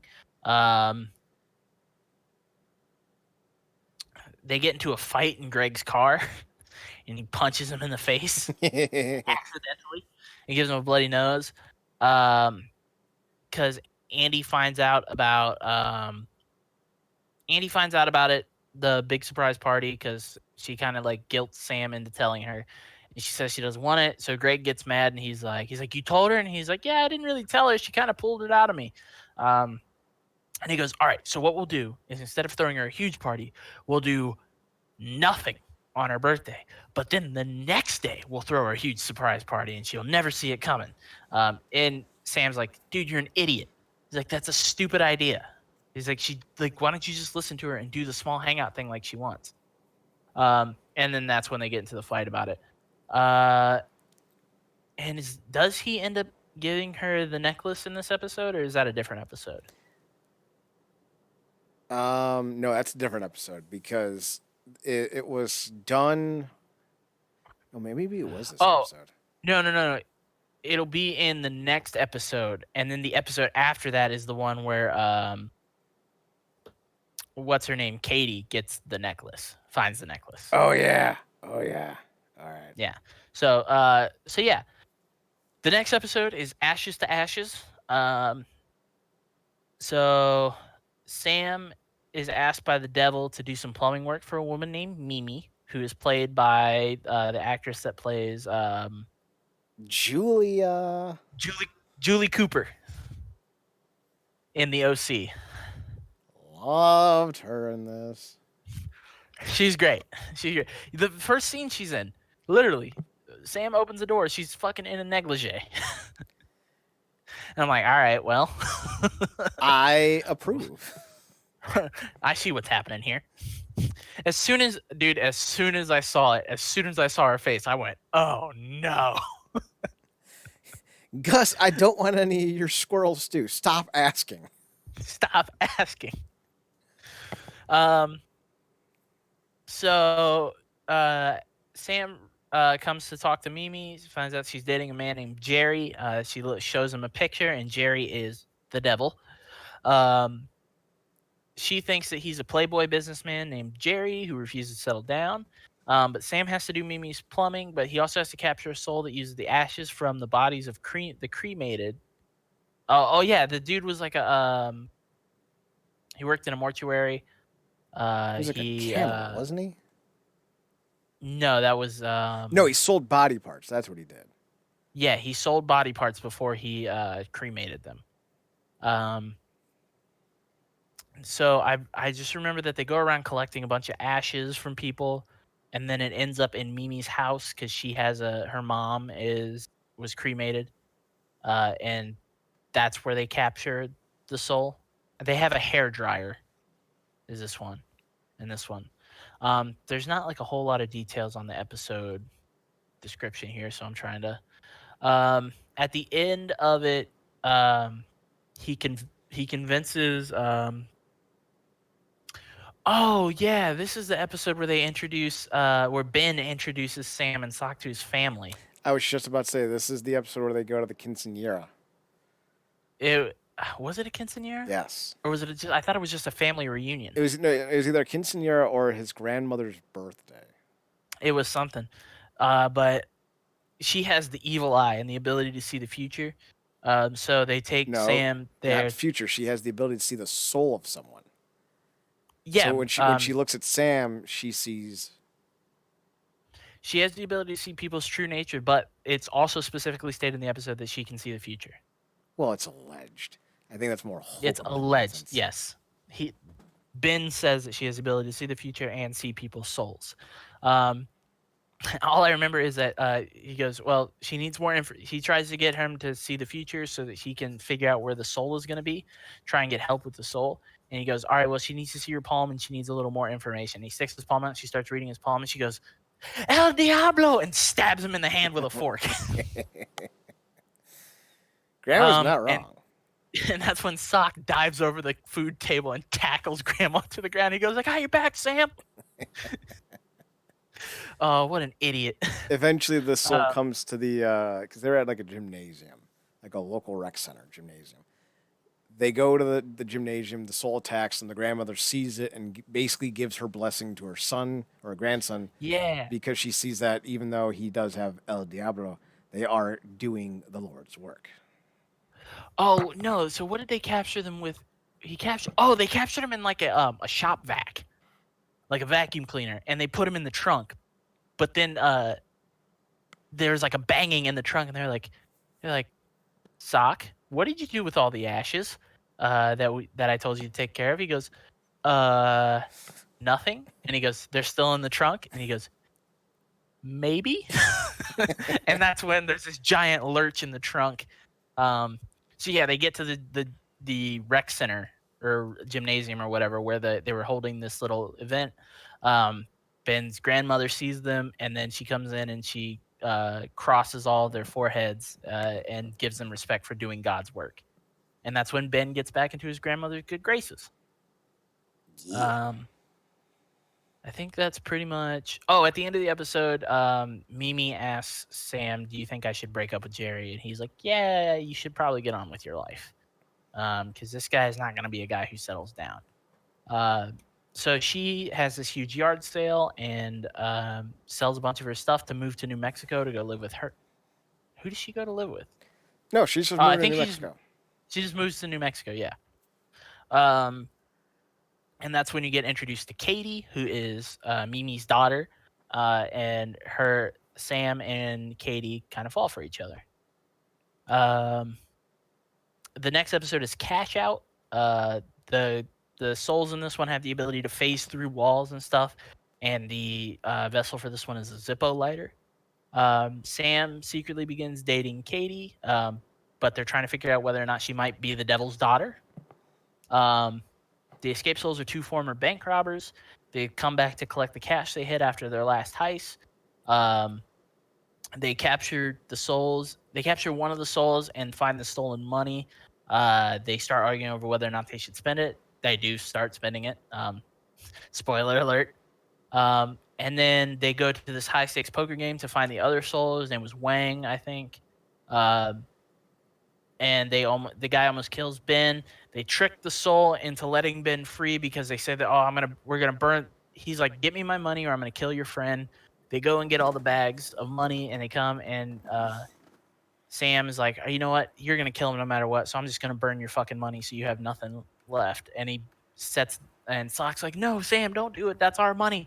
And they end up burning the money and he tosses it over a wall and the soul lets go of Ben and drops the lighter because he had the vessel. Um, and they realized that it wasn't actually the money that they burned; it was a bag full of Sock's underwear. Um, and they capture the soul, um, and and instead of keeping the money, they give it back to the third guy who was involved, a bank manager who was conned into. He was basically forced into helping these guys because if he didn't, they'd kill him and his family and all this stuff. Um, So yeah, that was Cash Out, and I think there's like a scene in the hot tub where they're trying to look on Katie for the mark of the beast, because they're like, well, if she's the devil's daughter, she has to have the mark of the beast 666. So they're in a hot tub and they're like, uh, Sam, can we talk to Katie for just a moment? He's like, yeah. So he walks off and they're sitting in the hot tub and they go, Katie, we want to like you, we really do, but if you're gonna be Sam's girlfriend and you're gonna be a part of this crew, then we have to see you naked. And they're like, Ben's like, yeah, look, we really don't want to, but we have to. It's necessary. And she goes, okay, but if you get to see me naked, I get to see you naked.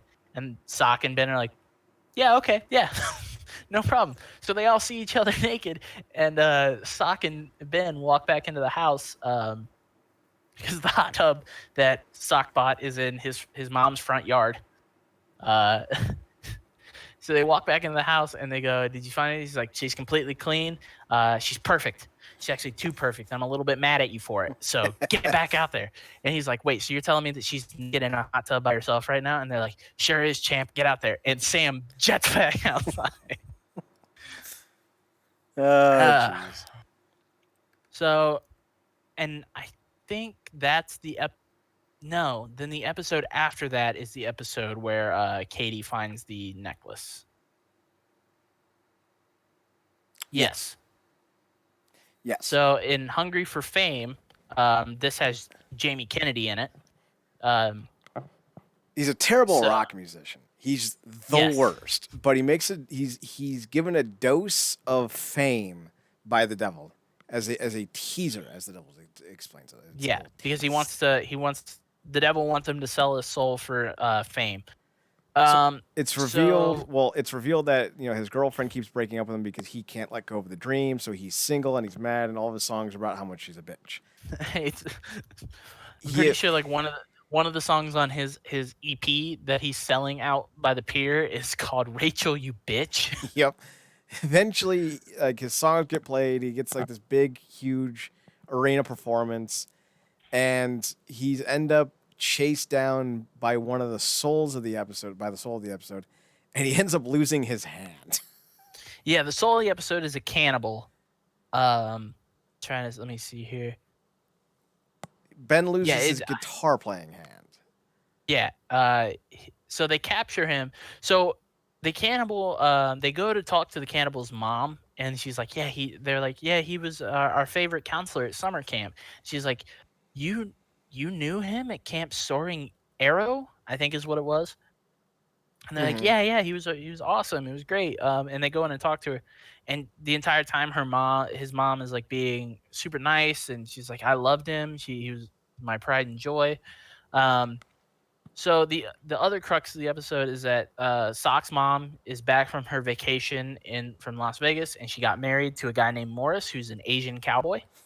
Um, I'm not making that up. Because of course he is. Yeah. So he moves in with Sam. He's a Uh, Japanese cowboy, if I remember correctly. Yes, he's a Japanese cowboy. He moves in with Sam because he's protesting this. And the entire episode, he's just going on and on about how uh, a son should be the mother's one focus because he's a slacker mama's boy who has no future. And that his mom should be at his beck and call all the time. Blah blah blah. So when they go to they also When they find go out back to they the also find out mom's house, yeah the soul's mom's house. yeah the souls they find out from the mom that the soul has been appearing to her. So what they assume is that he actually keeps showing up and sitting in his favorite spot, which was on a swing in the backyard. So they go to show up late at night to see if they can catch him out there. Sock walks into the house and he goes, Mrs. P or whatever your name is, I thought I smelled some of that delicious pie. And he walks in to see the cannibal soul picking his teeth with a toothpick, and he goes, you ate her? And he goes, what? I got hungry. And he's like, you son of a bitch. She loved you. She cared about you. Even she supported you, even though you did all these terrible things. And Sock basically chases him down and tries to beat the shit out of him. Sock's proudest Um, moment. yeah. What it was a harpoon gun. Was the vessel in this one. So they shoot him with the harpoon gun, but then they use him to try to convince because Sam does tell Jamie Kennedy, he's like, hey man, he's the devil. He's literally the devil, and he wants you to sell his soul to him. You shouldn't do this. So they try and use the cannibal soul to scare him from selling his soul, and the cannibal soul ends up eating his hand. But it ends up for the best because they're able to reattach his hand, but he literally says that Rachel shows that Sam calls Rachel his ex girlfriend, and he's like baby, I'm gonna give up music for you. And she's like, you said that the last like 7 times, and he goes, Rachel, I've literally lost feeling in 4 out of my 5 fingers. I can't play guitar anymore. And then she goes, "Oh, baby," and then they reunite. She goes, oh baby, and they start making out in the hospital bed. Oh, they're twisted. Oh man. Episode 12 is Unseen. The soul in this one has the ability to turn invisible. He was like a hunter in his life, and they said he was rarely ever seen. And the vessel is a magic bullet blender. This is the episode where Sock, Sam, and Ben move into a condo together. They meet their new neighbors, who is Michael Ian Black and Ken Marino, Steven, and Tony. They invite them over for a home cooked meal. Katie is also starting to show some strange like traits. Strange things start to happen, like they're making out and glass breaks. She snores, but when she snores, it sounds like a monster growling. So he starts to have doubts about her being the devil's daughter, so she starts trying to avoid her. I'm trying to remember what else. I mean, the soul in this one was kind of like an afterthought of the rest of the episode. He's just an invisible dude that they end up catching in the woods by using paintball. Well, they end up Uh, capturing him without the use of any of the devil's help. Yeah, the devil tries to help them by giving them glasses that helps them see people. That helps him see evil people, I should say, and you can see a person's true. Well, you can see the evil in a person. Yes, you can see an evil in the person. So they capture him without his help, and as a reward, he gives the devil's like, here, take these glasses. So Katie is waiting for Sam at the bar, and Sam walks in, and he puts the glasses on and sees that she's normal. But Katie also, I think, ends up like, hey, I'm going out to New Mexico for a little while to go visit my mom. So let's kind of take things slow. And this is also the episode where they meet their neighbors, and then they also find out that their neighbors are demons. Um, Episode 13, Acid Queen. This lady has acid blood, and she is extremely jealous and tries to destroy it. She was a model. She's trying to destroy any female in her life that she deemed prettier than her. The vessel in this one was a bubble blower. Got a lot.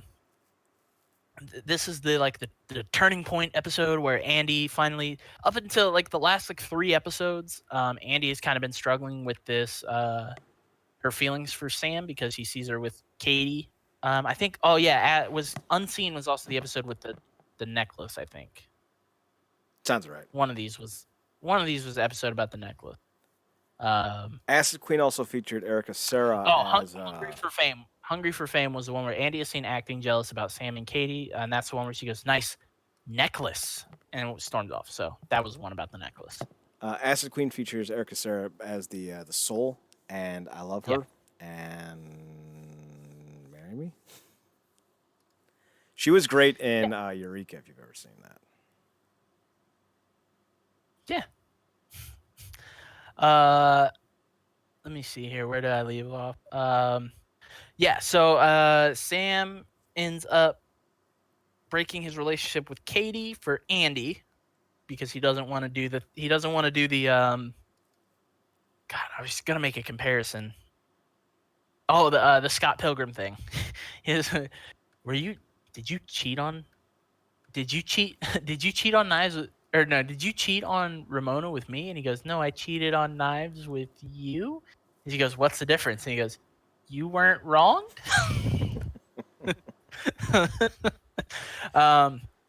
So they go to this huge party where the model's going to be because they use Tony's connections. They end up making Sam ends up making up with Tony. He reveals to them that he found out that they were demons, and he goes, that's racist. No, it's not Tony, it's Steve, and they meet at a bar, and he's like, Sam, when you boys moved in, I thought you were the nicest boys ever, but then I found out that you're racists. Yeah. Well, no, he sees them in the workbench, and he's talking to them, and he's like, "You guys have been kind of distant lately. What's going on with that?" And he goes, "Is it because we're gay?" We just kind of. He goes, no. It's because you're demons. And he goes, well, being a homophobe is one thing, but being racist because we're demons is a complete other thing. Good day. And they storm off. In the very kind of stereotypical gay chin in the airway, good day. And they throw their chins up. He sits down with Steve at a gay bar, and he's like, look, man, he's like, I just don't know how to process this kind of information. It's still kind of crazy. And he goes, well, we didn't turn our noses up at you, even though we knew you were Reaper, and all this crazy stuff. And he's like, you know what? You're right. He's like, well, it wasn't really revealed that they knew he was a Reaper yet. Like, that was kind of like them, like, hey, we know you're the Reaper. And he's like, oh, well, all right. Yeah. This is new information. I was unaware that you knew. Yeah. So they go back. I'm trying to remember. Oh yeah. The lady follows Sam back to his apartment, and this is before they made up. She almost kills him with her acid blood, but then Steve actually comes down in his demon form and scares her off. That'll do it. And then later, after the party, she goes after Andy. They hit her with a car. They pull Andy into the car. She causes the car to crash. The demon, the soul, causes the car to crash. So they end up capturing her after that, but Andy ends up in the hospital with a concussion.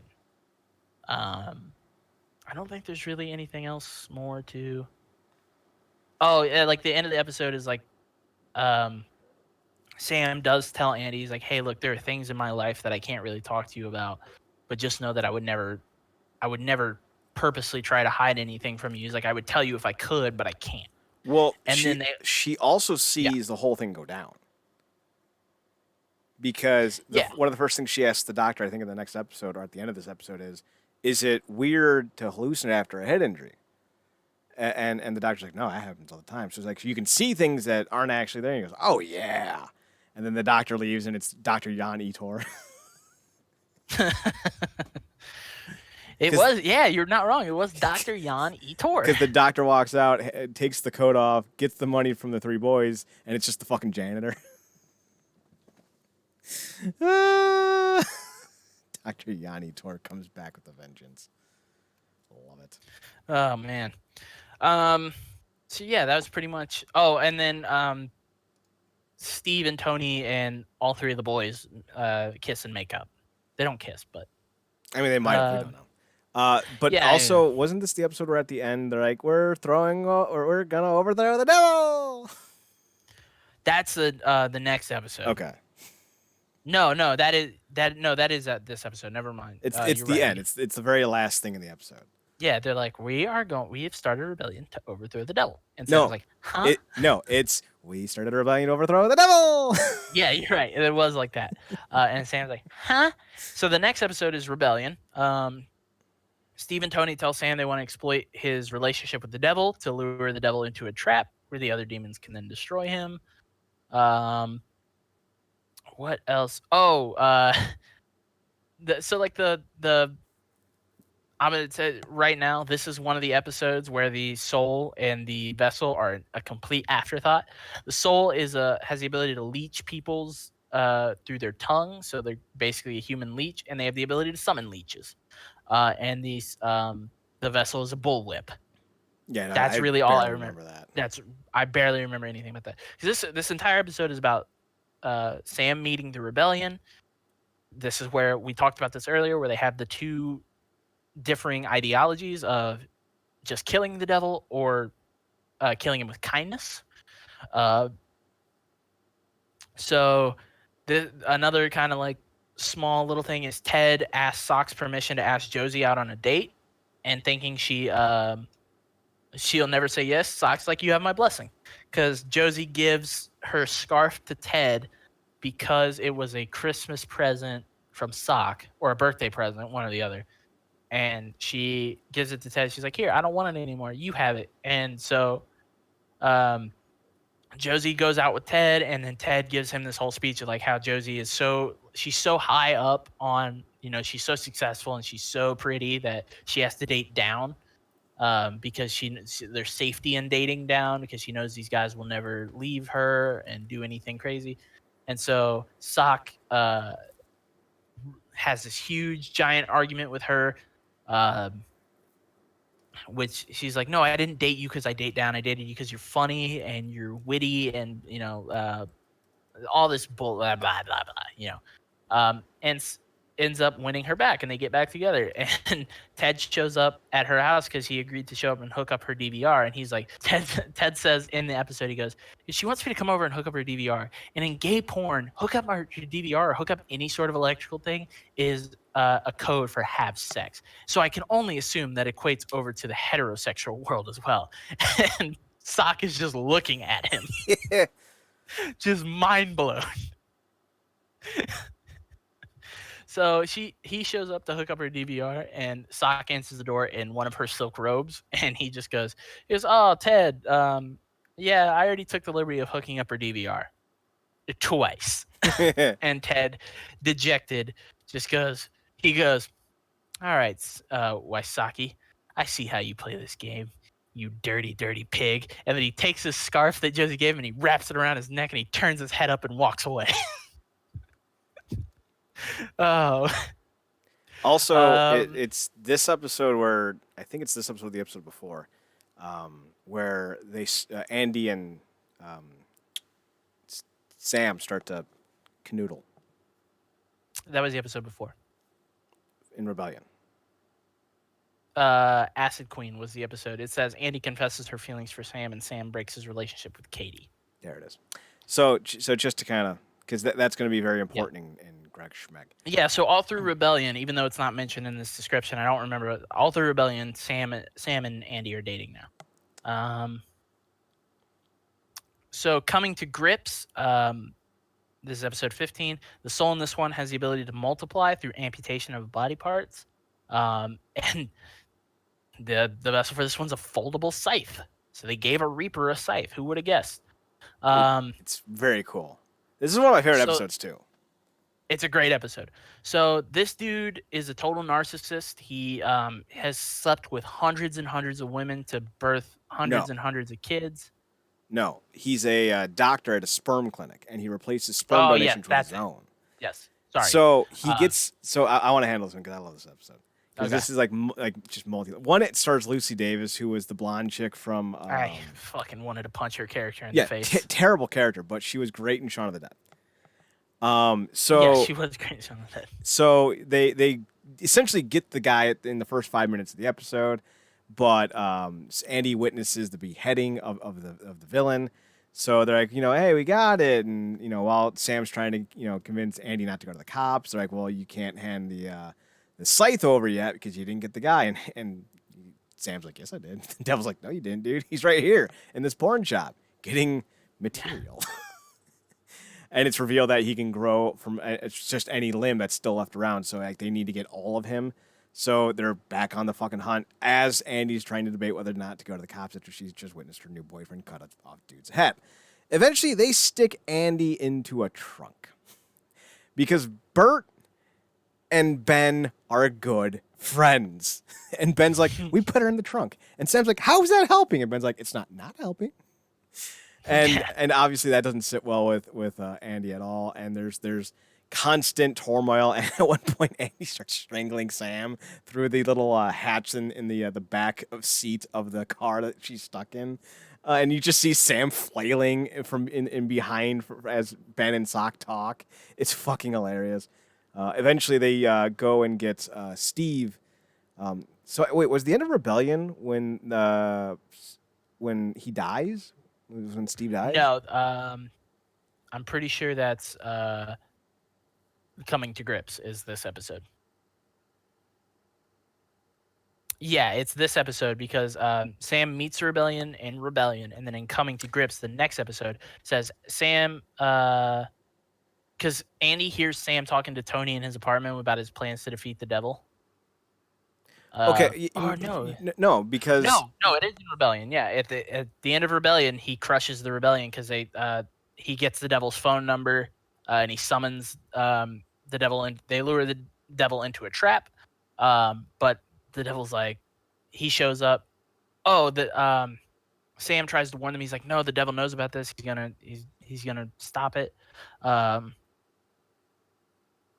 yeah, he shows up. He breaks the sword of the Archangel Michael, and he's like, you think I would really just leave this thing laying around for you to find? He's like, I bought this in Koreatown. Right, because the only reason I remember that is because they took Andy to Tony's new cabin. Because it doesn't have, it's built as a circle, so there's no corner for the devil to hide in. Yeah, and Coming to Grips, yeah. Yes. So because they make it very clear, and I think in Acid Queen, that at the end of Unseen and the beginning of Acid Queen, when they're in the circle room that they have hidden in their condo, they're like, yeah, the devil cannot hear anything or penetrate anything that does not have corners. Mm-hmm. Which I think is something based in reality. A lot of this show does have elements of biblical facts. So the only reason I even remembered any of that is because they take her to Tony's cabin. But before we get back to the Andy of it all, after Steve dies, Tony is looking for blood. Right? It's Tony? Or is that his real name? No, it's Tony because it's Steve Marino. Tony. So Tony's looking for blood, and he wants to kill Sam for his betrayal. He finds him in his apartment, grabs him, and he's about to strangle him. He's like, I didn't mean to do it. And Tony just drops him and goes, I know, I'm just lashing out. And they hug in his demon form. It's actually really funny, but also very sweet. There you can definitely see at points through the last couple episodes where the CG of the demons and the realistic costumes come through, and the realistic costume for the demons is actually pretty cool. Oh, they're choice. They are very choice. Yeah. So, Tony's restarting the rebellion, even though Steve is gone.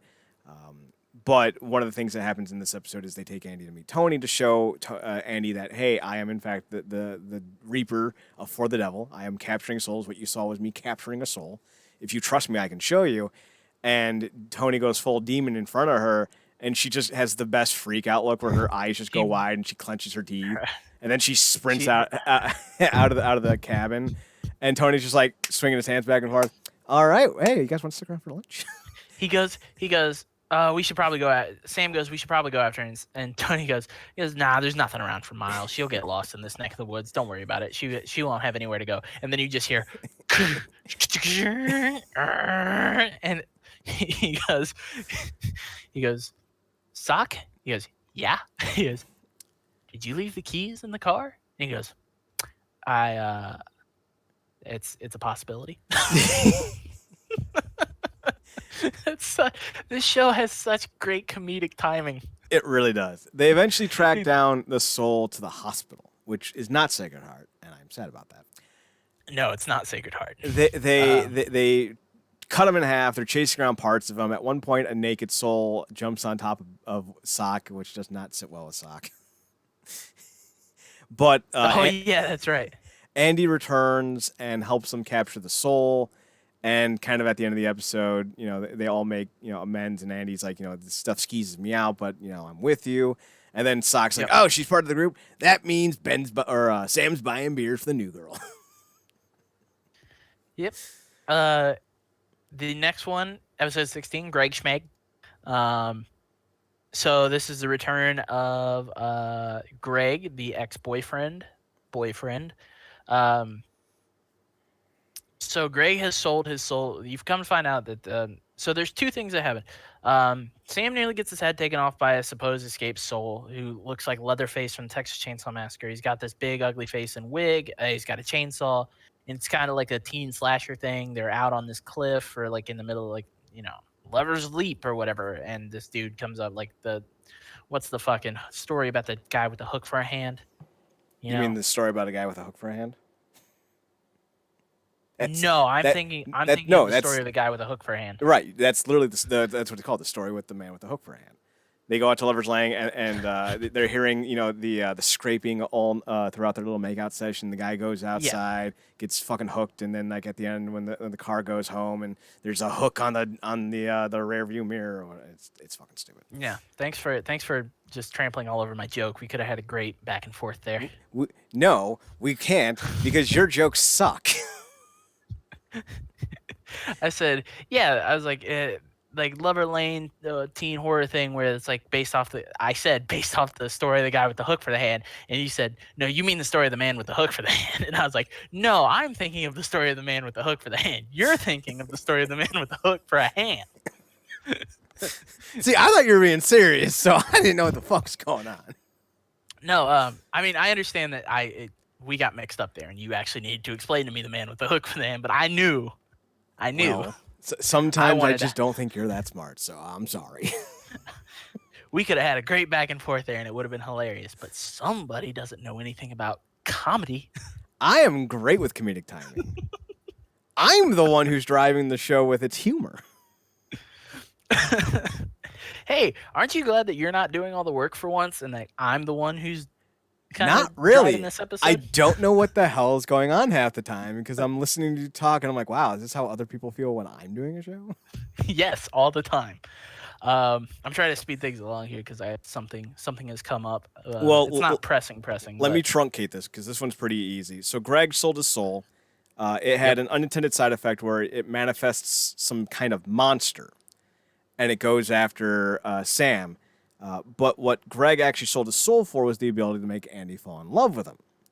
So throughout the episode, they're making out and doing all kinds of things, and Andy's like, no, we're just friends. And then she's like, I don't know, I kind of love Greg. And then at one point, the devil gives Sam the option of killing Greg with a sniper rifle, 50 caliber. Well, he teleports Sam to Greg's house, and he gives him a giant Bowie knife. Right. And he walks... The devil and Sam just walk in, and he sees them making out on the couch. Well, okay, set this up properly. So they transport to the house, and the devil's like, we got to go inside. Oh, here, hold this for a second. And they're like, well, no, a knife. Why am I holding a knife? He goes, don't worry about it. He goes, don't worry about it. So, so they he sit with walks the in fucking and knife. The devil's gone. They're like, Sam, what are you doing? Yeah. And Sam's like, ah. Greg's like, no need for the knife, buddy. You go ahead and put the knife down. And Sam drops it and it sticks in the floorboards. So Sam walks away and he just goes, she's like, yeah, I don't know what happened. I just kind of like 1 minute we were just talking and the next minute we were at his house and we were making out.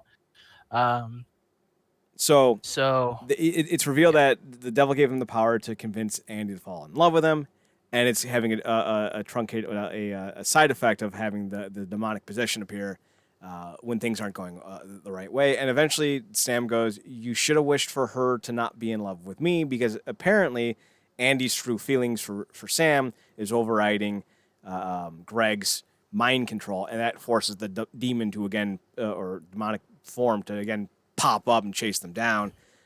yeah. But eventually, I don't remember how they get rid of the evil soul. So- I think it was because they knocked out Greg or something like that. Yeah. So he thinks that they're before he finds out that they're one and the same, the demonic entity is a manifestation of Greg's rage. He goes and he gets a black market vessel. Gladys helps. Nerf gun. Yeah, it's a giant Nerf gun. The dude's name is Dennis, and he tells him what's up. He kind of like gives him a hint into what he's dealing with in his life, and Dennis is like, he's like, what? He's like, no, that's not possible, man. He's like, I'm watching it happen. I don't know what you're doing. He's like, dude, the devil, not even the devil could stop true love. He's like, this guy might have the ability to make your girl fall in love with him, but he didn't give him the ability to break true love because he can't. Like, that's not even something that the devil can even remotely think about doing. Played by the great which Jeff is- Kober, by the way. Yes. So they go. They're literally about to get hacked into pieces, and they go, "How do we stop this thing?" And I'm pretty sure it was Sock goes, "I have an idea," and turns and he just punches Greg in the head. Yes, that is exactly what happens. So Yeah. because Greg has sold his soul, they realize they have a get out of hell free card. So Yes, Sam, that they got in the cop, I Right. believe, was the episode they got it in. So Sam plays the card essentially saying like, you don't have me yet. I don't need this yet. I'm gonna find a way to get out of our deal. But Greg's a good guy. He's just an idiot. So I'm gonna spare him from your eternal damnation. And the devil's like, that's a pretty big sacrifice, Sammy boy. He's always calling him Sammy boy too, and I love it. Yeah. So Greg is freed from his deal with the devil essentially because he's made a deal, and he's free to roam about wherever he may roam. So pretty much the end of the episode. Episode 17 is The Leak. So this the soul in this one is I forget what the character's name It's is, but he's Decker. Yeah. It's Decker. He has the power of seduction. He can steal the love of the couples he attacks. And the vessel is a Polaroid camera. Sam captures this dude like 3 times, but he keeps somehow returning to Earth, and the devil tells him there's a leak in hell, and he needs to find out who is responsible. Richard Burke's fantastic in this episode because he's so goddamn charming. We didn't go over in Coming to Grips. Ben got married to Lucy Davis. It's Her character's name is Sarah. Right. It's just a Green card marriage. Yeah. So it's not that important, but this is the episode where what Immigration officer. Yeah, shows up. they're coming around, and this is also the episode where I think where Ben starts dating someone. Well, in Coming to Grips, I believe he starts dating Cassidy, the nurse. That's right. Because he meets her at the he's looking for the baby ward, and he meets her and they start talking because he's like, she has piercing green eyes, she's into Sue Grafton novels, she likes mixed martial arts. Played by Candace which is his McClure, list. by the way. Yeah, this is his list. Listen, Candace McClure is everyone's list. Even she's black, but every KKK member in the world would have her on their list of potential romantic interests because she's gorgeous. Absolutely. So Sarah and Ben fail their interview. So she's gonna get deported and he's gonna get sent to jail. They're making it sound like you're gonna go to jail. It's like for 4 days. Yeah, what it ends up being is that she's like, the immigration officer is willing to accept a bribe. how much money do you have? He's like, $2,000. She's like, well, with my 3,000, that makes 5,000. That's enough for a bribe. So he gives her all his money. She's like, oh yeah, about that. There was no bribe. I'm on the lam, as she says in her accent. She's like, I'm on the lam, and then she's like, blah blah blah blah blah, and she leaves with all his money. He gets arrested for 8 days. That's it. Well, he goes to jail for 8 days. He goes to jail for 8 days. That's it. So they find out that Gladys is the leak in hell. They keep turning in the Polaroid camera, but she never actually puts it. Well, she puts it in the tube, but she never lets it go down. She hits the release button and sends it back up because she's lonely. So they confront him in her house. They bust in, and he uses her as a human shield and grabs a knife and stabs her, thinking that they killed her. But then when they go to bury her, Tony pulls the blade of the knife out because they go to bury her out by Tony's cabin. Tony pulls the blade of the knife out. He's like, yeah. Wait. When they're burying her, they're like, she was pretty cool for a demon. And Tony's like, wait. No, first off, they go, Tony, can we bury a body out by your house? He's like, sure. Yeah, he goes, oh, I have just a place. So they go and they bury her, and like, as they're burying her, they're like, she was pretty cool for a demon. He goes, oh, she's a demon? Hang on. And he pulls out the blade, and she gets back up. I fucking love Tony. He's the best. She's like, thanks for not burying me alive. So the devil ends up finding out that it's Gladys, and he sends her back to hell by like getting this giant worm snake creature to eat her. This is an episode that Andy asked Tony to look over Sam's contract.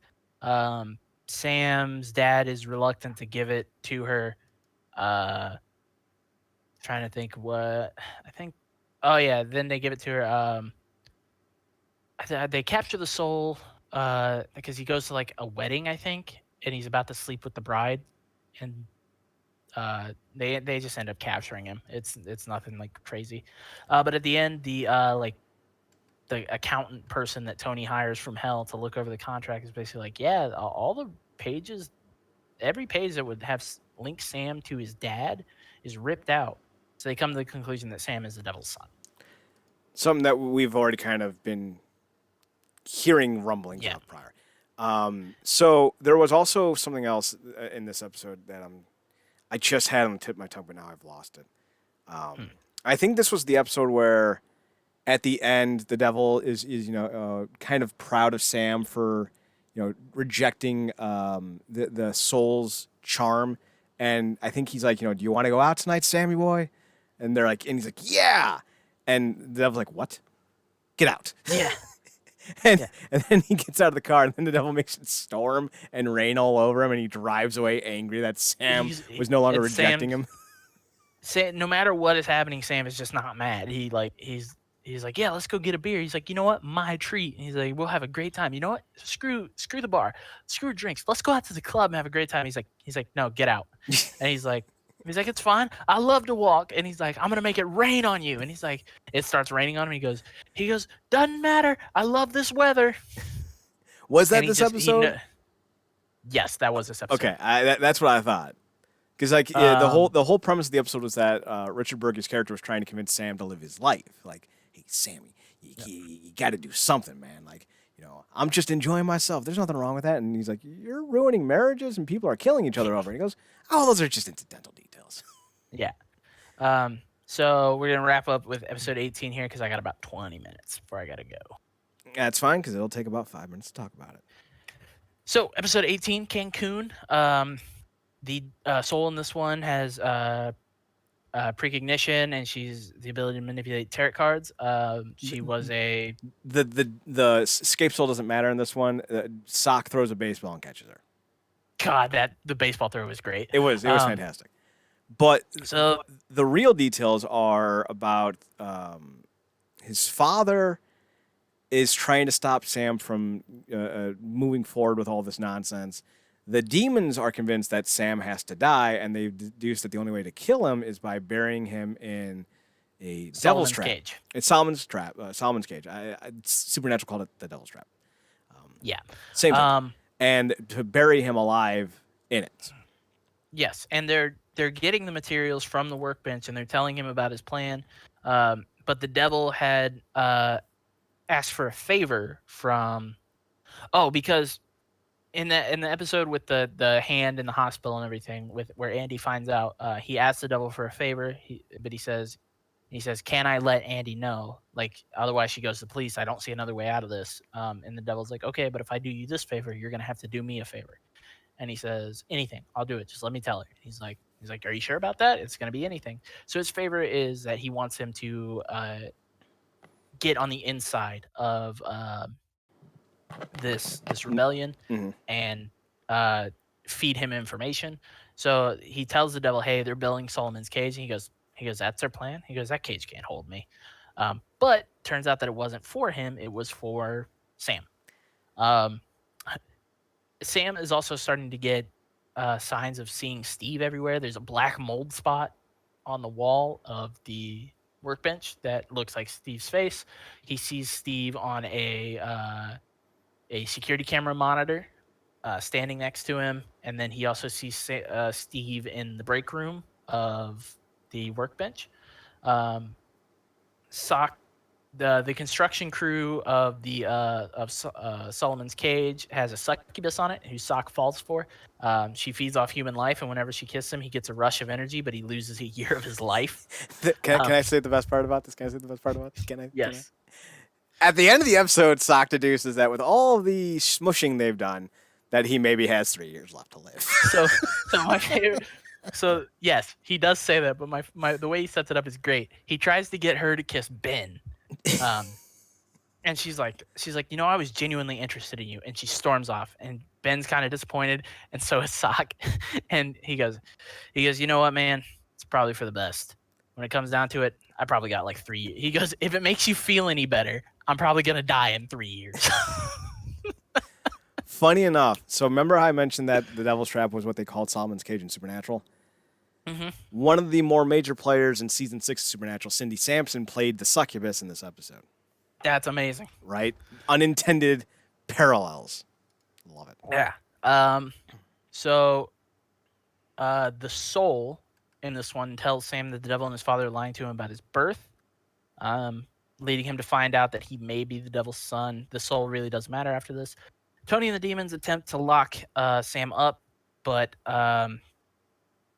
Mr. Oliver shows up and tries to stop them, Sam's dad, and they throw him in the cage too. But then Steve appears from heaven and changes Tony's. Well, he tells him he says Cancun. Steve has been telling me about Cancun. What does it mean? And he says Cancun was our dream vacations, or is where we took our first vacation together. And that's when Steve appears to him to change Tony's mind, and he saves Sam, but he doesn't save Sam's dad. It's kind it the way it was kind of framed is Sam's dad was already dead because they hit him with something to drop him. Oh, they hit him in the back of the head with a shovel. Right, and considering it's a demon, 2 + 2 = you're dead. Yeah. So Tony grabs Sam from the cage before it's covered in dirt and trapped forever, and flies him off to safety. But the demons are now still out for Sam's blood, and that's going to be a part of season 2. But Tony pretty much says, like, I'm going to do Steve's way. Like, I'm done with this, revenge for the devil nonsense. Yeah. So he drops him off at his mom and dad's house, and he tells his mom about what happened, and he says, "We have to keep your dad's death a secret. We can't really explain it to the cops, blah, blah, blah." And he goes, "Yeah, that's. So the last scene of the episode is his mom out at the spot where they buried him, and she's digging in the darkness at his grave. And after a few moments of digging, you hear his dad go, "What took you so long?" And then it cuts. Daddy's not dead. Dad's not dead. Overall, this show deserved way more. I know that we still have another season to talk about, but like just through watching season 1, I'm like the fact that this isn't gonna have a satisfying conclusion, I'm gonna be pissed. It does have. It kind of has a conclusion that you can accept. Yeah. But knowing there's more to tell does kind of. Because when I first watched it, I was really disappointed that that was it. But after my rewatching of it, I'm like, it does kind of lend itself to a positive ending, even though it wasn't a complete ending. You got the sensation that things were going to turn out all right with the ending of season 2, and I don't want to tell you what happens at the end of season 2 because it's actually like when it happens. And when I first saw it, I was like, "This is dumb." But now on reflection, rewatching it the second time, I loved it. I thought it was a great way to end season 2 because it does kind of cap the series if it needs to be capped, with Yeah. giving you the idea of optimism to it, but also does leave it open to concluding the stories eventually. So Yeah. Yeah. But we can get into that next week when we're not on a time crunch. Um, and I mean we've been going for basically 2 hours now, anyways. So, yes, we have. yeah. Next week we're gonna talk about what is it? 13 episodes of Yes. season 2. Yes. 13 episodes of season 2. We'll review the entire series as a whole, talk about our characters, our favorite moments, and everything. And we'll do a whole in-depth analysis, and then we'll figure out where we're gonna go from there. And Chad, if Bert you want. wants to fuck his sister in season 2. Oh boy.